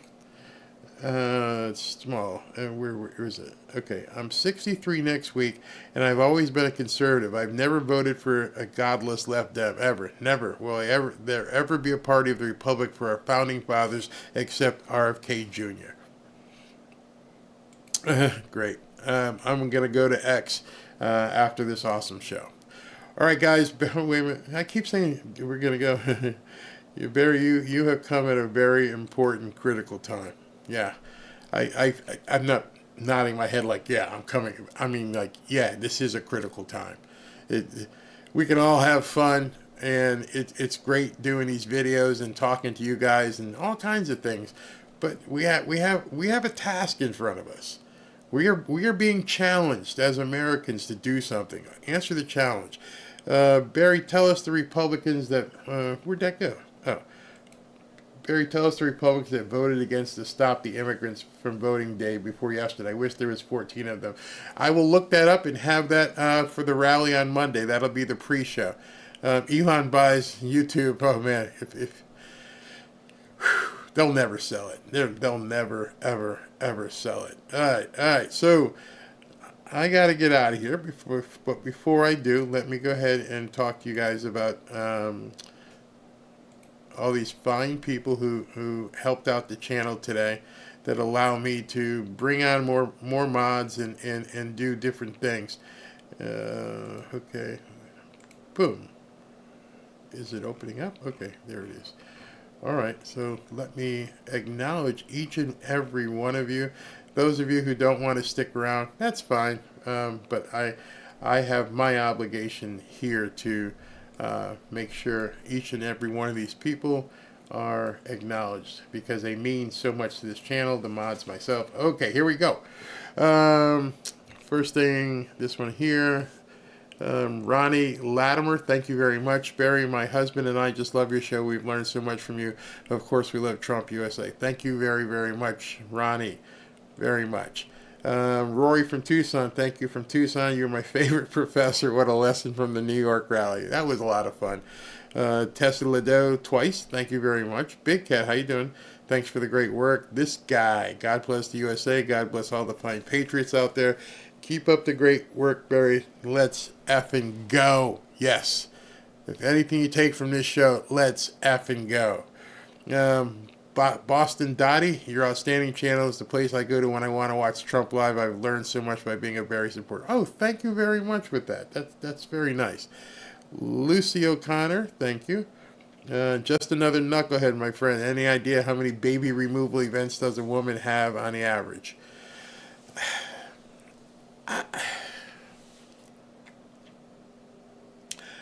I'm not going to point my finger at any woman who in her past has had a baby removed. I don't know what this person was going through. I don't know if they knew the Lord. I don't know what was going through their mind. I don't know what their support group was like. I don't know if they had parental advice. I don't know if their peer pressure was just too much. The only thing I do know is at every opportunity that people have tried to speak to women and let them know their alternatives and that indeed you have a life inside of you, they have tried to rebuke everybody. So you can't really go hard on the woman because you're seeing right now our political spectrum is littered with people on the left who have no problem with it. And so education to me should be the first level. And the first level is what can you do before you get into that situation. I don't believe you can just say no to that because people are people. They're carnal. It's going to happen. But there are things you can do before you get in that situation. So I'm never going to pass judgment on somebody who was involved or how many times they've had one. I just think it's incumbent upon us to let people know they have options and not to convict them on what they went through before, but to say, you're blessed, you're forgiven, and not from me, but from God. You just have to ask for it and then move forward. I think as conservatives, we will do much more. We'll be able to really help people by not coming at them and going, oh my God, you did this. Rather, I understand you did it. That's in the past. That's between you and God to ask for forgiveness. Would you like to see how to move forward so it doesn't happen again? And how you can help other women not have to go through this. I'm never going to judge somebody on their past because God knows my past. All right, so Anzac, glad I found your channel. Thank you very much. Deborah Kirby, Marcus Anderson. Hey, yeah, Ness and Dorma, baby. Absolutely. Lisa Haas, thank you. Wayne Hawthorne, November 5th, President Trump or Chairman Harris, as in Chairman Mao. You're right. Mr. E409, a little late, but Andy to go. The G is silent, so it's Andy No. Thank you. I always wondered how to pronounce his name. The guy does some great work. John Stewart, thank you. AVP, hi Barry, please curb violent crime on our streets and control skyrocketing prices. They better. Kamala's not going to. She doesn't even talk about it. How much of a layup was it for her, that the couple that said, what are you going to do about grocery prices? She couldn't answer that question. You're this far into the campaign and you can't answer that question? It should be disqualifying right off the bat. Jerome, thank you. Sheila Marie, thank you again. This time, Trump equals real hope and change. Yes. Pop tack. Trump was always cool as hell until he decided to run as a Republican. Now he's labeled as the enemy. Yeah, because they took his money. Didn't have a problem with that. Kevin Bowman, thank you. Moto Man, thanks, Barry, for all you do and leading Americans to fight. Gotta fight. Lisa Cates, never going to go down on your knees. Lisa Cates, thank you. In the video of Barry doing the Trump dance going to be shown in this video, or have I missed it? And so, no, it'll be Monday for sure. Juju Queen, IRS code 501c3 organizations are absolutely prohibited from directly or indirectly prohibited from endorsement of a campaign. Yes. Linda Bradburn, thank you. Michael Rod, Bongino Army, yes. Kevin Bauman, thank you again. Tracy Day, Barry, his hat has a dash between 45 47. I don't know what the dash on tombstones means a lot. That's not a comma. Didn't think of that. Wow. Didn't think of that. Lady Skemet, thank you. Z, stop property tax.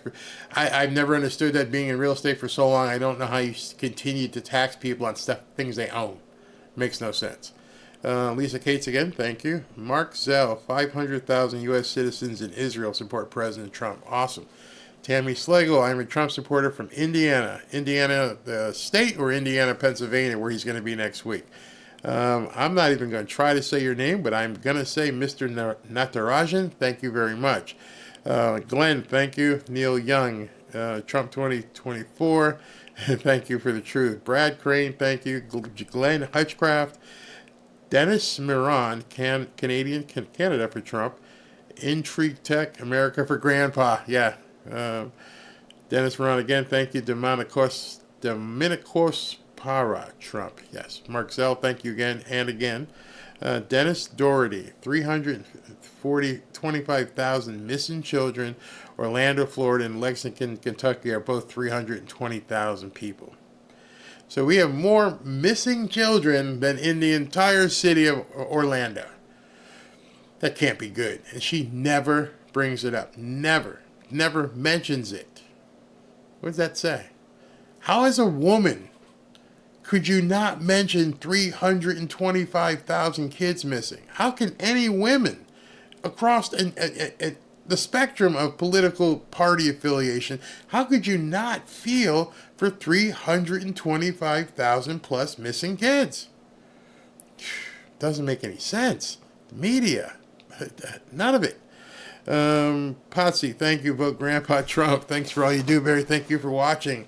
Mary Doyle, hey Barry, saw the other night where Haitians are being brought about an hour from me to Enterprise, Alabama. Said mayor barely got noticed. Yeah, they're doing it under the cover of darkness, not telling anybody. That's a reason to get up and fight. Lisa King, love your show, Barry. Definitely think this is going to be too big to rig. All God's plan. God's David Trump. Yep.